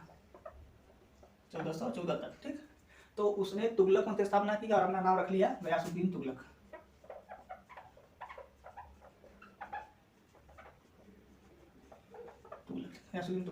गयासुद्दीन तुगलक अपने क्षेत्र में सिंचाई के लिए और कृषि पर ज्यादा ध्यान देने के लिए, कृषि की उपज बढ़ाने के लिए यह नहरों का जाल बिछाना चाहता था। बहुत सारी नहरें बनाना चाहता था, इसलिए इसने नहरों का कार्य प्रारंभ ही करवाया था।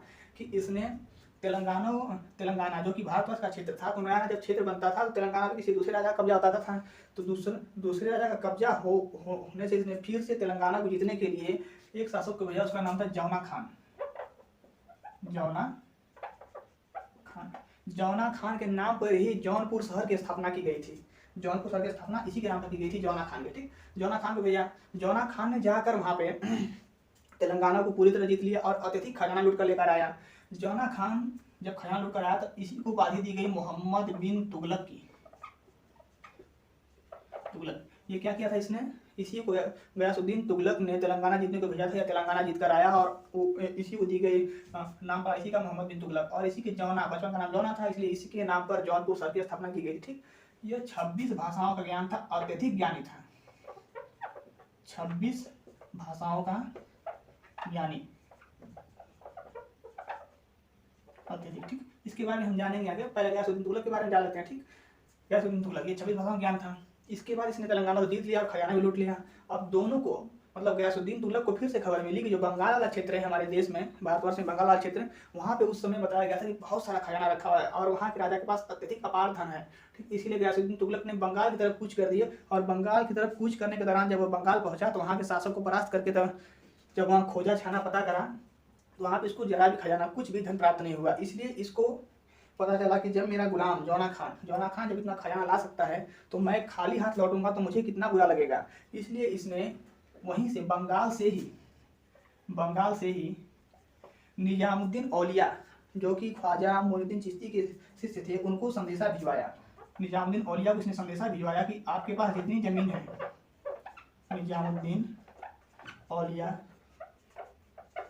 को इसने संदेशा भिजवाया कि आपके पास जितनी जमीन है आप वह हमारे हवाले कर दीजिए, नहीं तो हम आपको बंदी बनाकर कारागार में डाल देंगे। ठीक, तो निजामुद्दीन औलिया ने कहा था, महाराज मेरे घर में 10 दरवाजे हैं। फिर से वही जवाब दिया इन्होंने। लेकिन गयासुद्दीन तुगलक ने कहा था कि आपके पास 10 दरवाजे हैं तो मेरे पास भी 10 लाख की सेना है, मैं हर दरवाजे पे 1 लाख सैनिक लगा दूंगा, आप कहीं निकल जा नहीं पाएंगे। इसलिए निजामुद्दीन औलिया ने कहा था कि महाराज अभी भी दिल्ली दूर है, बंगाल से दिल्ली अभी भी दूर है, आप पहले दिल्ली पहुँच कर तो दिखाइए। रास्ते में ही जब वो गयासुद्दीन तुगलक लौट रहा था तो एक लकड़ी की महल में, उत्तर प्रदेश में लकड़ी की महल में विश्राम करने के दौरान लकड़ी का महल टूट कर गिर गया। लकड़ी का घर था छोटा सा, लकड़ी का घर टूट कर गिर गया और गयासुद्दीन तुगलक के ऊपर गिरने की वजह से उसकी वहीं भी मृत्यु हो गई। कहा जाता है निजामुद्दीन औलिया ने गयासुद्दीन तुगलक को श्राप दे दिया था कि आप कभी भी बंगाल से दिल्ली तक नहीं पहुंच पाएंगे। तो गयासुद्दीन तुगलक की मृत्यु हो गई, उसने नहरों का जाल भी नहीं बिछा पाया और कोई भी ऐसा काम नहीं करा पाया जिसके बाद हमको पढ़ना है। इसके बाद अगला शासक बना मोहम्मद बिन तुगलक। मोहम्मद बिन तुगलक। ठीक, मोहम्मद बिन तुगलक, इसको 26 भाषाओं का ज्ञान था, अत्यधिक ज्ञानी था यह, अत्यधिक ज्ञानी था। लेकिन ज्ञानी होने की वजह से यह घमंडी हो चुका था। घमंडी का अर्थ है किसी दूसरे की बात सुनता ही नहीं था, मतलब जो भी करना है अपनी मर्जी से करना है, जो भी निर्णय लेना है किसी की सलाह नहीं लेनी है, सारा निर्णय राजा ही लेगा। इसीलिए यह बाद में चलकर बकलोल शासक कहा जाने लगा, क्योंकि इसने इतने गलत निर्णय लिए थे इसने, इसलिए इसको बकलोल शासक कहा जाने लगा। इसने सबसे खराब निर्णय पहला ही लिया। जब यह शासक बना था तो इसने जितने भी सोने के सिक्के चल रहे थे, उस समय सोने के सिक्के प्रचलित थे, सारे सोने और चांदी के सिक्के बंद करवा के तांबे का सिक्का प्रारंभ कर दिया, और वो भी ज्यादा वैल्यू वाला, ज्यादा वैल्यू। मतलब जैसे कि रुपया होता है, जैसे कि अरे हम मानते हैं एक छोटा सा मेडल है तो उसको मानते हैं 1 रुपया है, लेकिन उसी को इसने करवा दिया था 50 रुपया है, 50 रुपये। अब तांबे का सिक्का है, उसको 50 रुपये की मान्यता दे दी इसने। इसीलिए वहाँ के जो लोहार थे, लोहार भी तांबे के सिक्के को कॉपी करने लगे और कॉपी करके बहुत सारे सिक्कों का प्रचलन कर दिया। इससे जो राजा था, राजा को घाटा होने लगा, क्योंकि पता चला उसको कि तांबे के सिक्के चलाने से उसके राजकोष में धन की कमी होने लगी, और जब लास्ट में धन खत्म होने लगा तो उसको पता चला कि तांबे के सिक्के चलाने से ये सब हो रहा है, तो उसने फटाफट तांबे के सिक्के को बंद करवा दिया, तांबे के सिक्के को, और फिर से उसने सोने चांदी के सिक्के प्रारंभ कर दिए। ठीक, और इससे उसको अत्यधिक घाटा हुआ। यह ईरान का खुरासान जीतना चाहता था। क्या जीतना चाहता था यह? ईरान का खुरासान। ईरान में एक जगह है खुरासान जीतना चाहता था। इसलिए इसने खुरासान को जीतने के लिए अपने 3 लाख सैनिकों को, मोहम्मद बिन तुगलक के पास बहुत बड़ी सेना थी, इसलिए इसने 3 लाख सैनिकों को निकाला और कहा कि तुमको मैं एडवांस वेतन दे रहा हूँ और तुम लोग बैठकर इंतजार करो, जब मैं कहूँगा तो खुरासान पर आक्रमण बोला जाएगा और उस पर कब्जा किया जाएगा। ठीक, सेना को इंतजार करते करते 1 साल निकल गया। 1 साल के बाद जब वह 1 साल के बाद सेना बगावत करने लगी और कहा कि हम लोग कई सालों से बैठे हुए हैं और कोई भी काम नहीं है और सारा पैसा भी खत्म होने वाला है, तो इसीलिए मोहम्मद बिन तुगलक ने जाकर ईरान के खुरासान में संधि कर ली। और इस संधि को देखकर सेना और भी आग बबूला हो गई, कही कि जब संधि ही करना था तो हमसे इतना साल इंतजार क्यों करवाया। इसीलिए उसने कहा कि मैं तुमको कोई दूसरा सैन्य क्षेत्र दूंगा जिस पर तुमको कब्जा करना है। इसलिए इसने 3 लाख सेना को पाकिस्तान के कराची क्षेत्र में भेज दिया है। कराची जम्मू कश्मीर से कराची सटा हुआ है, बहुत ही ठंडा क्षेत्र है और उसी कराची क्षेत्र में सारी सेना ठंड से, बीमारी से, भूख से मारी गई। ठीक, ये सारी सेना ठंड से, बीमारी से, भूख से मारी गई उसी कराची क्षेत्र में। इसीलिए इसको बकलोल शासक कहा जाता है। इसने अपने सैनिकों की जान ले ली थी। इसके ऊपर लगातार मंगोलों का आक्रमण होता रहता था। फिर से मंगोलों का शुरू हो गया आक्रमण। इसीलिए मंगोलों का आक्रमण शुरू होने का इसने सोचा कि राजधानी दिल्ली से हटाकर महाराष्ट्र में दौलताबाद को बनाया जाएगा। महाराष्ट्र में एक जगह है दौलताबाद, इसने उसको राजधानी बनानी चाहिए और इसने दौलताबाद को राजधानी बनाने के लिए अपने सारे सैनिकों को लेकर पहले सोचा दौलताबाद पर कब्जा करेंगे, फिर सारी प्रजा को वहाँ भी बुला लेंगे। ठीक, तो दौलताबाद को निकला। ये दौलताबाद को निकलने पर जो दिल्ली था हमारा, दिल्ली के नीचे आता है यूपी के पहले हमको मिलता है विंध्याचल पर्वत। ये हमारा विंध्याचल पर्वत है। ये विंध्याचल पर्वत डाका, विंध्याचल पर्वत डाका, इसके बीच में एक नदी बहती है नर्मदा नदी। इसको भूकंप नदी बोलते हैं। इसकी नर्मदा का वेग इतना तेज है कि इसमें अगर कुछ भी गिर जाएगा तो जाकर सीधे खंभात की खाड़ी, जो कि गुजरात में है, खंभात की खाड़ी में गिरेगा सीधे। ठीक, इसका वेग मतलब इसकी स्पीड बहुत ही ज़्यादा है नर्मदा। अब नर्मदा को भी कैसे भी टाक जाएंगे तो इसके नीचे फिर एक पर्वत मिलेगा, इसको कहते हैं अजंता पर्वत। ये फिर मिल गया हमको अजंता। फिर अगर इसको भी टाक जाएंगे तो फिर हमको एक फिर नदी मिलेगी, ताप्ती नदी मिलेगी। ठीक, ये हमारी नर्मदा, ये हमारा क्या सा पर्वत है, विंध्याचल पर्वत, नर्मदा नदी, ये अजंता पर्वत, ताप्ती नदी। ठीक, अब ताप्ती को भी टाकेंगे, इसके बाद मिलेगा हमको, माफ कीजिएगा, ये हमारा सतपुड़ा है। ये सतपुड़ा पर्वत है, ये अजंता है। ठीक, सतपुड़ा और अजंता। अब इतने सारे पर्वत, इन सारी नदियां डाकने के बाद जब हम पहुंचेंगे तो यहाँ पे हमारा महाराष्ट्र में दौलताबाद है। ठीक, इतनी 3 पर्वत और 2 नदियां डाकने के बाद जब दौलताबाद पहुंचा तो पीछे देखकर जब सैनिकों की गिनती करने लगा तो कहा कि मेरे सारे सैनिक कहाँ गए। तो सारे लोगों ने बताया कि सारे सैनिक तुम्हारे गए, सब मर गए उसी में। अरे पहाड़ है, पर्वत है, नदियां हैं, कैसे आएंगे सब। रास्ते में लड़ते टकराते, भूख प्यास ठंड से सब खत्म हो गए उसी में। कितने लोग पहाड़ों में मर गए, कितने नर्मदा नदी में गिरकर लड़ते फड़ते जाकर खंभात खाड़ी में गिर गए, मर गए सारे। लगभग इसके 75% सैनिक मर गए थे। कितने? इसने अपने 75% सैनिकों को मार दिया था। इतना बकलोल शासक था मोहम्मद बिन तुगलक। इसने यहाँ दिल्ली से राजधानी कहाँ लेकर आई, दौलताबाद। यहाँ दिल्ली से राजधानी इसने दौलताबाद की तरफ लेकर आई। 3 पर्वत और 2 नदियां डाककर रास्ते में इसकी 75% सेना मारी गई। तो कुछ समय बाद जब यहाँ पे जीत गया, युद्ध जीतने के बाद यहाँ पर फिर से सूखा पड़ गया। सूखा पड़ने की वजह से इसने फिर से सोचा कि अब मंगोलों का आक्रमण बंद हो चुका है, अब फिर हम दिल्ली चलेंगे। फिर यहाँ से दौलताबाद से फिर नदियाँ पर्वत डालते जब दिल्ली पहुंचा तो उसकी सारी सेना खत्म। यहाँ पे इसकी लगभग बहुत सारी सेना खत्म हो गई थी। जो सेना इसकी पहले से दिल्ली में ठहरी हुई थी वही सेना इसके पास बची हुई थी। बाकी सारी सेना इसकी मारी गई थी। बहुत सारे लोगों को मार दिया था दौड़ा कर। देख रहे हैं ना, अरे पहाड़ पे गया, पहाड़ से डालते बहुत सारी सेना मारी गई इसकी। ठीक, मोहम्मद बिन तुगलक, इसीलिए इसको एक बकलोल शासक कहा जाता है और इसी के नाम पर जौनपुर शहर की स्थापना की थी फिरोज शाह तुगलक ने। ठीक, चलिए देखते हैं। इसने बहुत सारे लोगों को मार दिया। इसी के समय मोरक्को से एक यात्री चलकर आया था, नाम था इब्न बतूता। मोरक्को क्या है, इब्न बतूता। मोरक्को एक महाद्वीप, अफ्रीका महाद्वीप का एक छोटा सा देश है मोरक्को। अफ्रीका महाद्वीप का एक छोटा सा देश मोरक्को, साउथ सहारा के ऊपर है, एक छोटा सा देश है, सहारा रेगिस्तान में मोरक्को से एक यात्री चलकर आया था इब्न बतूता। यह पैदल इसने 9000 किलोमीटर, कितनी 9000 किलोमीटर की दूरी इसने पैदल तय करके आया था मोहम्मद बिन तुगलक के दरबार में। इसलिए इसकी इतनी दूरी तय करने के बाद इसको हिम्मत खान कहा गया। इसलिए इसने इसको काजी की उपाधि दी। कौन सी उपाधि दी, काजी की। और इसको अपने डाक विभाग का मंत्री बना लिया। इसने इसको अपने डाक विभाग का मंत्री बना लिया। तो इसने इब्न बतूता को, जो 9000 किलोमीटर की दूरी तय करके अफ्रीका के मोरक्को से दिल्ली में चलकर मोहम्मद बिन तुगलक के दरबार में आया था, इसने उसको काजी की उपाधि दी और डाक विभाग का मंत्री बना लिया। और यहाँ आकर इब्न बतूता ने रेहला नामक किताब लिखी थी। कौन सी, रेहला नामक किताब लिखी इसने, रेहला। ठीक, चलिए देखते हैं। यहाँ पे हमारा मोहम्मद बिन तुगलक का शासनकाल खत्म होने वाला है। मोहम्मद बिन तुगलक का शासनकाल लगभग खत्म ही हो गया। चलिए इधर देखते हैं आगे।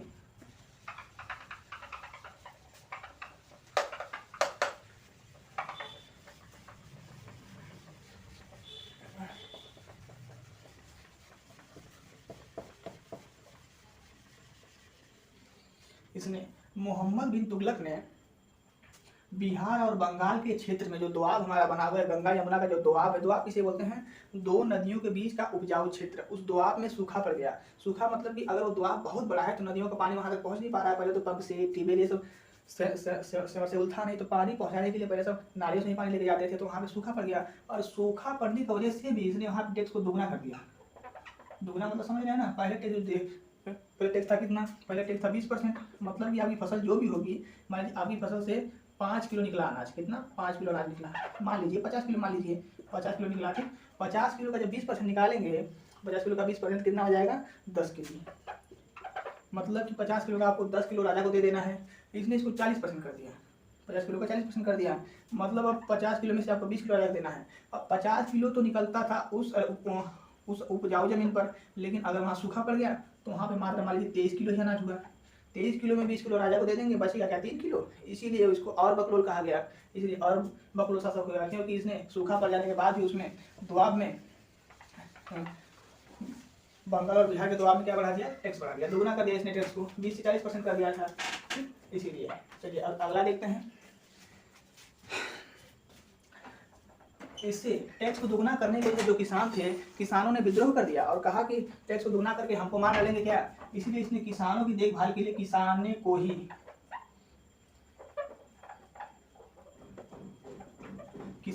की शुरुआत की। एक संस्था थी किसाने को ही, जो किसानों के देखभाल के लिए बनाई गई थी, ठीक। किसाने को ही एक क्या थी, संस्था थी, ये किसानों के विकास के लिए बनाई गई थी। मतलब किसानों को अगर कहीं सूखा उखा पड़ जाए तो उसको दान, मतलब कि लोन, कर्जा देने के लिए, और किसानों को दान देने के लिए, मतलब कहीं भी अगर उसको कुछ लगाना है, किसी दोआब में लगाना है, कुछ अनाज बोना है, तो उसके लिए किसानों को, किसानों के विकास के लिए ये किसानों को हर चीज़ फ्री में, मुफ्त में, सस्ती में उपलब्ध कराती थी किसानों को, ठीक। इसी के समय इसके साम्राज्य से दो प्रमुख साम्राज्य टूट गए। नीचे की तरफ एक साम्राज्य था विजयनगर साम्राज्य। विजयनगर साम्राज्य की स्थापना की थी एक शासक हरिहरबुक्का ने, विजयनगर साम्राज्य। जो विजयनगर साम्राज्य था, विजयनगर साम्राज्य की स्थापना हो गई थी, इसने इसकी स्थापना की थी हरिहर ने, इसने बुलाया इसको, मोहम्मद बिन तुगलक ने हरिहर प्रथम को अपने दरबार में बुलाया और कहा कि इस्लाम कबूल कर लो। और इसको लगा कि अगर हम इस्लाम कबूल नहीं करेंगे तो ये भी मार देगा हमको, इसलिए इसने फटाफट इस्लाम कबूल कर लिया और कहा कि जाकर विजयनगर साम्राज्य पर शासन करो। और ये इतना मतलब इतना बेवकूफ़ तो था नहीं कि अरे ये शासन नहीं करेगा, इसलिए इसने जाकर वहाँ पे विजयनगर साम्राज्य की स्थापना कर दी। अब सोचिए कोई भी राजा है, किसी उसके क्षेत्र से कोई भी क्षेत्र टूट रहा है तो कह रहा है कि जाकर उस क्षेत्र को तोड़कर मेरे क्षेत्र से शासन करो। अब ऐसा राजा कहाँ मिलेगा, तो इसीलिए जाकर इसने विजयनगर साम्राज्य की फिर से स्थापना कर दी हरिहर प्रथम ने। और दूसरा शासन टूट गया था बहमनी साम्राज्य। बहमनी साम्राज्य टूट गया, इसकी स्थापना की थी हसन गंगू ने। इसने हसन गंगू ने इसकी स्थापना की। इसका असली नाम था अलाउद्दीन बहमन शाह, अलाउद्दीन बहमन शाह, ठीक। अलाउद्दीन बहमन शाह ने इसकी स्थापना कर दी बहमनी साम्राज्य की। तो मोहम्मद बिन तुगलक के शासनकाल में इसके क्षेत्र से दो प्रमुख क्षेत्र टूट गए थे, विजयनगर साम्राज्य और बहमनी साम्राज्य। इसकी राजधानी थी हम्पी। यह तुंगभद्रा नदी किनारे बसी हुई थी। इसको यूनेस्को में शामिल किया गया है हम्पी को, ठीक। और जो ये था बहमनी साम्राज्य, इसमें 5 क्षेत्र आते थे, बीदर, बीजापुर, बरार, गोलकुंडा एंड अहमदनगर। इसके बारे में हमको पढ़ना है आगे, जब पढ़ लेंगे उसके बाद में विजयनगर साम्राज्य और बहमनी साम्राज्य दोनों के बारे में देखा जाएगा बढ़िया से, ठीक। कौन कौन इस पर शासन किया था। चलिए अब मोहम्मद बिन तुगलक का शासनकाल खत्म हुआ। अब जो मोहम्मद बिन तुगलक था इसकी मृत्यु हो गई। इसकी मृत्यु के बाद अगला शासक आया फिरोज शाह तुगलक, उसको FST लिख देते हैं, क्या लिख देते हैं, FST, ठीक। फिरोज शाह तुगलक। फिरोज शाह तुगलक को दिल्ली सल्तनत का अकबर कहा जाता है। अब अकबर कैसे कहा गया, दिल्ली का अकबर, क्योंकि इसने अत्यधिक नेक काम किए थे, इसने बहुत सारे नेक कामों को अंजाम दिया था। फिरोज शाह तुगलक एक योग्य शासक था। यह ब्राह्मण माँ की गर्भ से पैदा हुआ था। किसकी माँ से, ब्राह्मण माँ की गर्भ से। मतलब इसकी माँ क्या थी, एक जट थी, जट महिला थी, हरियाणा की जट थी, ठीक। जट महिला की गर्भ से पैदा हुआ था, इसलिए यह हमेशा अपने आप को कट्टर ब्राह्मण साबित करने की कोशिश करता था। इसलिए इसने ब्राह्मणों पर भी जजिया कर लगा दिया, ब्राह्मणों पर, ठीक। ब्राह्मणों पर जजिया कर लगा दिया। लेकिन हमने थोड़ा सा देखा था उधर कि जो जजिया कर था वो ब्राह्मणों पर लागू नहीं होता था, यह केवल शूद्रों, क्षत्रियों, इन सब पे लागू होता था। लेकिन ये पांच लोगों पर लागू नहीं होता था। पहला था औरतों पर, दूसरा बच्चों पर, वृद्धों पर, असहायों मतलब अपंगों, जो लंगड़ लूज, पैर नहीं काम कर रहा है, हाथ नहीं काम कर रहा है, मतलब जो एकदम शरीर से अपंग है उन पर, और ब्राह्मणों पर। ब्राह्मणों का उस समय सम्मान किया जाता था। ठीक, इन पांचों पर जजिया कर लागू नहीं होता था, लेकिन ब्राह्मणों पर जजिया कर लगाने वाला दिल्ली सल्तनत का एकमात्र शासक बना फिरोज शाह तुगलक। ठीक, इसने दिल्ली सल्तनत में अपनी जीवनी लिखी थी। जीवनी मतलब जो खुद से लिखी जाती है उसको जीवनी बोला जाता है अपने बारे में, और जो कोई दूसरा लिखता है उसको क्या बोलते हैं, माफ कीजिए, जो खुद से लिखी जाती है उसको बोलते हैं आत्मकथा। इसने अपनी आत्मकथा लिखी थी। ठीक, जो खुद से लिखी जाती है उसको बोलते हैं आत्मकथा, जो कोई दूसरा लिखता है उसको जीवनी बोलते हैं। इसका नाम था फुतुहात फिरोज शाही। फुतुहात फिरोज शाही, दिल्ली सल्तनत का एकमात्र शासक जिसने ब्राह्मण पर जजिया कर लगाया और अपनी आत्मकथा लिखी थी, फुतुहात से फिरोज शाही। फुतुहात से फिरोज शाही। ठीक, चलिए देखते हैं आगे। इसके बाद दूसरा देख लेते हैं इसमें। ठीक, जो फिरोज शाह तुगलक था, इसने प्रजा के विकास के लिए दिल्ली के आसपास 1200 बगीचे लगवाए। किसके? फलों के बगीचे लगवाए थे। 1200 फलों के बगीचे लगवाए इसने दिल्ली के आसपास। इसने नहरों का जाल बिछा दिया। और ये किसका सपना था? यह गयासुद्दीन तुगलक का सपना था कि नहरों का जाल बिछाने के लिए इसने नहरों का जाल बिछा दिया। इसने 300 शहरों की स्थापना की। 300 शहरों की स्थापना की, जिसमें सबसे प्रमुख आ जाता है हमारा जौनपुर, फतेहाबाद, फिरोजाबाद, फैजाबाद। ये सब जितने फ से शुरू होते हैं, ये सब शहरों की स्थापना किसने की थी? फिरोज शाह तुगलक ने। ठीक, फिरोज शाह तुगलक ने फैजाबाद, फतेहाबाद, फिरोजाबाद, जौनपुर की स्थापना जौना खान के नाम पर की गई थी, पहले ही बता चुके हैं। ठीक, जो फिरोज शाह तुगलक था, इसने गुलामों की खरीद और बेच पर रोक लगा दिया था। मतलब कि इसी समय कोई गुलाम न खरीदे जाएंगे न बेचे जाएंगे।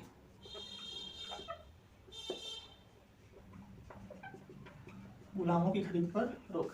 ठीक, इसने गुलामों की खरीद और बेच पर रोक लगा दिया था कि इसके समय न कोई गुलाम खरीदा जाएगा न कोई गुलाम बेचा जाएगा। ठीक, गुलामों की खरीद पर इसने फिरोज शाह तुगलक ने, यह गुलामों से अत्यधिक प्रेम करता था, इसलिए इसके पास 1,80,000 गुलाम थे।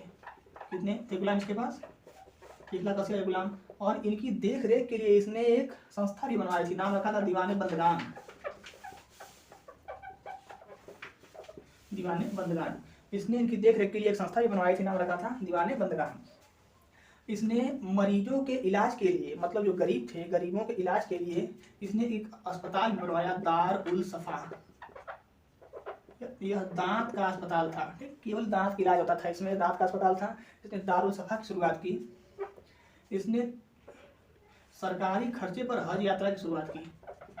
हज यात्रा प्लस तीर्थ यात्रा, ये दोनों एक ही है, लेकिन धर्मों की वजह से इसका नाम अलग पड़ जाता है। जैसे हिंदू धर्म में हम उसी को तीर्थ यात्रा बोलते हैं और इस्लाम में हम उसी को हज यात्रा बोलते हैं। ठीक, इसने सरकारी खर्चे पर हज यात्रा और तीर्थ यात्रा की शुरुआत की।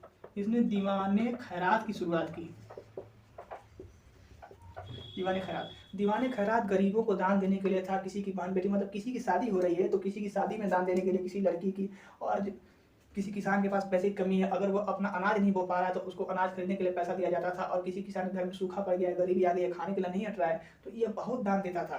ठीक, इसीलिए इसको सल्तनत काल का अकबर कहा गया था, क्योंकि इसने बहुत ही अच्छे अच्छे काम किए थे। दीवाने खैरात की शुरुआत किसी गरीबों को खैरात देने के लिए। इसने रोजगार देने के लिए रोजगार दफ्तर की शुरुआत की। रोजगार दफ्तर मतलब जैसे कि रोजगार देते थे। पहले क्या होता था कि जितनी भी प्रजा थी सबके पास रोजगार था नहीं, तो कई लोग घर में बैठ कर खाते थे और उनसे कोई भी कार्य नहीं हो पाता था। इसलिए इसने रोजगार दफ्तर की शुरुआत की थी, ताकि सबको रोजगार मिल सके। और सबको रोजगार देने के लिए इसने रोजगार दफ्तर की शुरुआत की। ठीक, ये जो सुल्तान था, इसने अपना राज्याभिषेक 2 बार करवाया था। कितनी बार? इसने अपना राज्याभिषेक 2 बार करवाया। राज्याभिषेक, ठीक, बढ़ावा।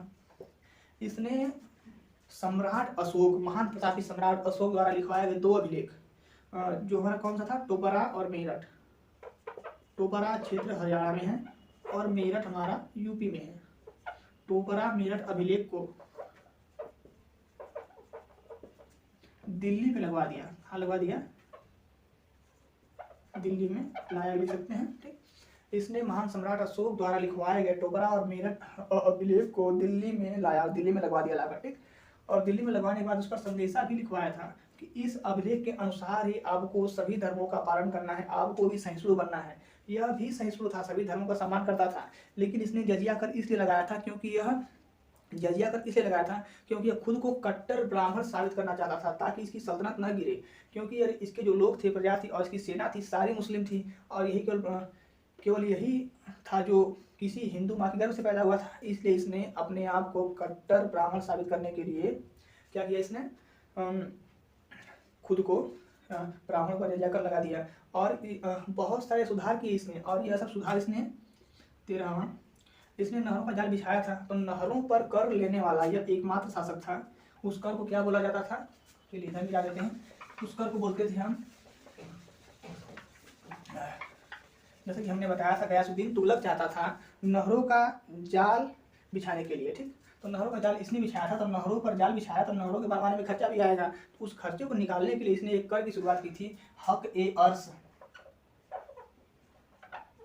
हक ए अर्श, ये बहुत ही सिंपल कर था, उतना टफ कर नहीं था ये, ठीक। 14, इसने 24 लगभग इसने 36 शाही कारखाने लगवाए थे।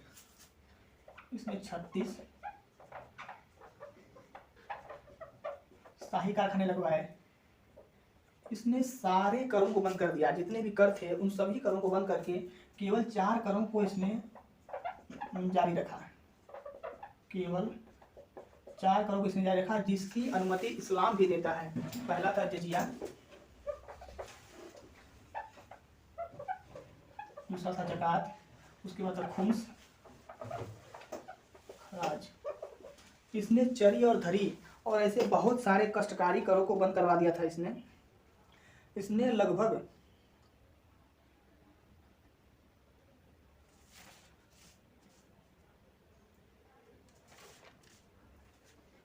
चलिए इधर मिटा देते हैं इसको।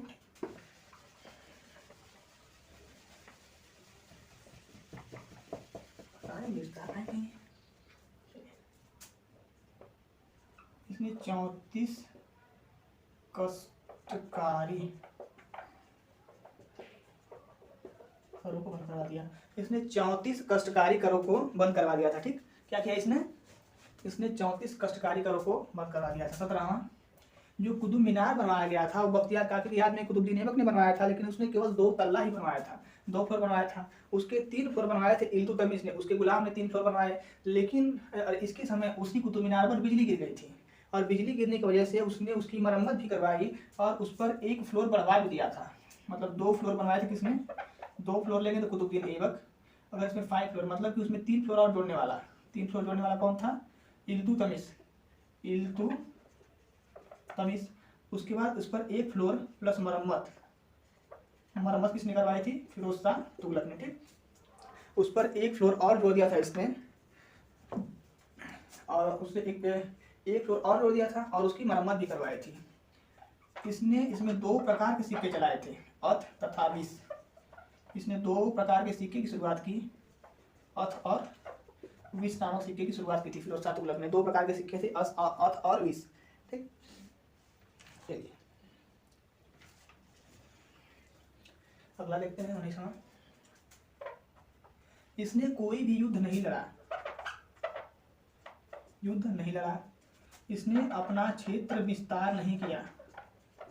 विस्तार मतलब कि यह क्षेत्र विस्तार नहीं करना चाहता था। इसने कहा था कि मेरे पास जितना क्षेत्र है मैं उसी पर शासन करूंगा, मैं अपना क्षेत्र विस्तार नहीं करूंगा। यह अपना क्षेत्र विस्तार करना ही नहीं चाहता था, इसलिए इसने अपना कभी भी अपना क्षेत्र विस्तार नहीं किया। इसको मिला देते हैं। चलिए, क्षेत्र विस्तार न करने वाला शासक कौन था? फिरोज शाह तुगलक। इसने अपने जीवन में कोई युद्ध नहीं लड़ा। इसी के समय आक्रमण हो गया था फरगना के शासक तैमूर लंग का। फरगना कहाँ पे? एक देश हमारा उज्बेकिस्तान में एक जगह है फरगना। कौन सी जगह है? फरगना का शासक था तैमूर लंग। अब इसमें लंग क्यों लगा हुआ है? लंग का अर्थ होता है लंगड़ा, मतलब कि यह लंगड़ा था, यह एक पैर से चल पाता था, इसका एक पैर खराब था। लेकिन यह इतना प्रतापी शासक था कि जहां भी हमला करता था किसी में हिम्मत नहीं थी कि इसके खिलाफ आवाज उठा सके। इसीलिए तैमूर लंग ने इसकी सल्तनत पर हमला करके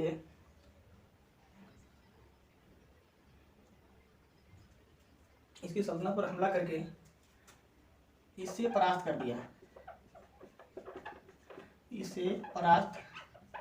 दिया। लेकिन यह दिल्ली सल्तनत पर शासन नहीं करना चाहता था। यह लूटपाट के लूटपाट के इरादे से आया था, या यहाँ पे लूट मचना चाहता था, यहाँ पे धन लूट कर वो अपने क्षेत्र में चला गया। इसी के समय इसके राज्य से जौनपुर इसके हाथ से निकल गया। जौनपुर को उस समय भारत का सिराज कहा जाता था। इसी के समय जौनपुर इसके हाथों से निकल गया। ठीक, इसमें एक दूसरे साम्राज्य सरकी साम्राज्य का उदय हुआ। सरकी साम्राज्य, इसको बसाने वाला एक छक्का था, मतलब हिजड़ा। इसको बसाने वाला कौन था? हिजड़ा था। ठीक, इसको एक हिजड़े ने बसाया था। जौनपुर में हमारी दो प्रमुख मस्जिदें हैं, झझरी मस्जिद, झझरी प्लस अटाला, अटाला मस्जिद। ठीक, जौनपुर में हमारी दो प्रमुख मस्जिदें हैं, झझरी मस्जिद और अटाला मस्जिद। ठीक, झझरी मस्जिद और अटाला मस्जिद दो प्रमुख मस्जिदें हैं। ठीक, और यहाँ पे इसका शासनकाल धीरे धीरे खत्म हो रहा है, क्योंकि जौनपुर भी इसके हाथ से निकल गया। तैमूर लंग ने आक्रमण करके मार दिया इसको। ठीक, परास्त कर दिया। फिरोज शाह तुगलक के शासनकाल से, मतलब इसके शासनकाल में जौनपुर से अलग हो गया था। इसमें एक सरकी साम्राज्य का उदय हुआ। उसका संस्थापक था, क्या था? एक छक्का था, मतलब एक हिजड़ा था। ठीक, उसने दो मस्जिद बनवाई थी, झझरी मस्जिद और अटाला मस्जिद। जौनपुर का जो भी है उसको पता होगा, झझरी और अटाला मस्जिद दो प्रमुख मस्जिद है। ठीक, जौनपुर को भारत का सिराज कहा जाता है। जौनपुर शहर बहुत ही फेमस सिटी है, और वहीं पे वीर बहादुर सिंह पूर्वांचल विश्वविद्यालय भी हमारा है। ठीक, ठीक, चलिए आगे देखते हैं। तो इसके बाद फिरोज शाह तुगलक के शासनकाल के बाद अगला शासक आया इसमें तुगलक शाह। तुगलक शाह आया। तुगलक शाह के बाद फिर अगला शासक आया। इसने कोई भी अच्छे कार्य नहीं किए, इसलिए इसके बारे में कुछ ज्यादा पढ़ना नहीं है। ठीक, अबुबकर शाह। अबुबकर शाह आया। अबुबकर शाह ने कुछ नहीं किया। ठीक, इसका अंतिम शासक था नसीरुद्दीन मसूद शाह। नसीरुद्दीन मसूद शाह इस वंश का अंतिम शासक हुआ, और नसीरुद्दीन मसूद शाह के समय तैमूर लंग ने फिर से आक्रमण कर दिया, और इस पर आक्रमण करके नसीरुद्दीन मसूद शाह को इक्तेदार बना दिया। मतलब एकता व्यवस्था की शुरुआत किसने की थी? एकता व्यवस्था की शुरुआत किसने की? इसकी शुरुआत की थी इल्तुतमिश ने। तो इसके समय राजा बनाया खिजर खान को, खिजर खान को, और वह तो केवल आक्रमण करके लूटपाट के ही इरादे से जाता था। कौन? तैमूर लंग। तैमूर लंग यहाँ लूटपाट के चला गया, और खिजर खान ने धीरे धीरे चलकर आगे चलकर नसीरुद्दीन शाह की हत्या कर दी। नसीरुद्दीन शाह की हत्या करके इसने सैयद वंश की स्थापना की। किसकी स्थापना की इसने? सैयद वंश की स्थापना की। ठीक, चलिए आगे देखते हैं।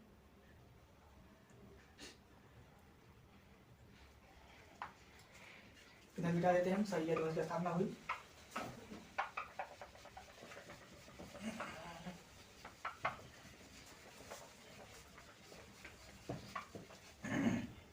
सैयद वंश कब से कब तक चला था? ये 14 से 14 लेकर 14 से 51 तक, 1414 से लेकर 1451 तक चला था। ठीक, सैयद वंश। चलिए सैयद वंश के बारे में जानते हैं। सैयद वंश जो हमारा था, इसके संस्थापक थे खिजर खान।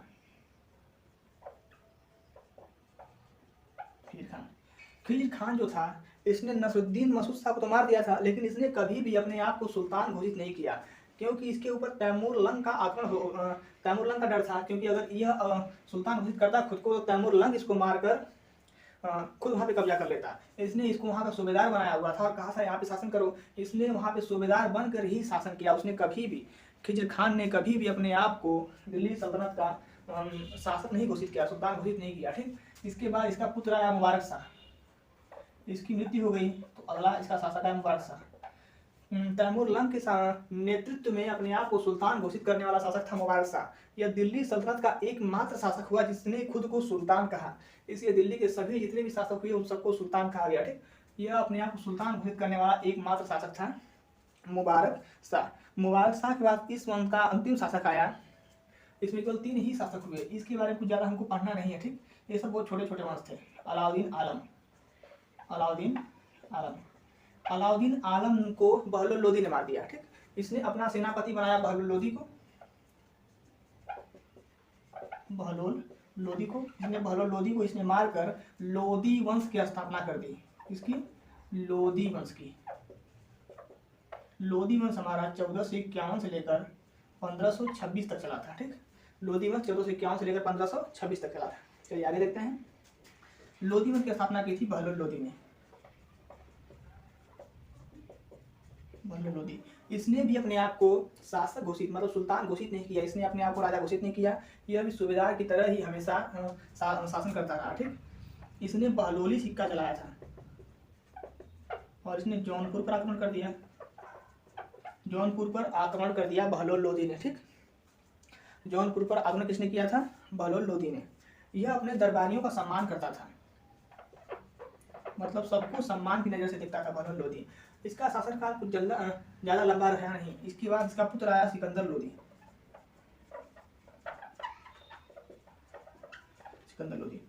सिकंदर लोदी को शासन करने के लिए, मतलब शासन करने के लिए और व्यापार करने के लिए जो दिल्ली का निचला क्षेत्र था, जिसको हम क्या कहते हैं, आगरा शहर, उसकी ज्यादा जरूरत पड़ती थी। यहीं पे थी हमारी यमुना नदी, और यमुना नदी से ज़्यादा व्यापार होता था इसका।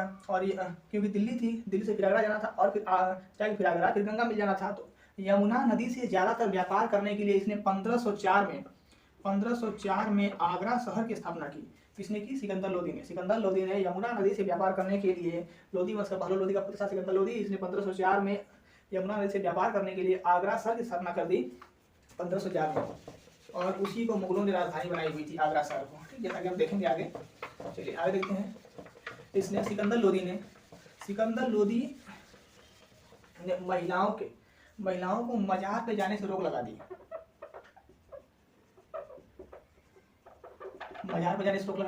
इसने ताजिया उठने से रोक लगा दी।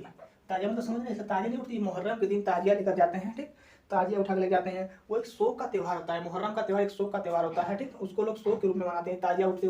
ठीक, महिलाओं के मजार पर जाने को रोक लगा दी और ताजिया उठने पर रोक लगा दी। इसने गजे सिकंदरी नामक एक पैमाना बनाया था। क्या? गजे सिकंदरी, नाप तौल के लिए। इसने गजे सिकंदरी नामक पैमाना बनाया नाप तौल के लिए। ठीक, उसी से इसके समय में नाप तौल मतलब नापा जाता था। एक क्या था? स्केल था गजे सिकंदरी। ठीक, इसने गुलरुखी किताब लिखी थी। कौन सी किताब? इसने गुलरुखी किताब लिखी। ठीक, इसने गुलरुखी किताब लिखी। इसके बाद इसका भी शासनकाल धीरे धीरे खत्म हो गया, और अंत में इस वंश का अंतिम शासक आया इब्राहिम लोदी।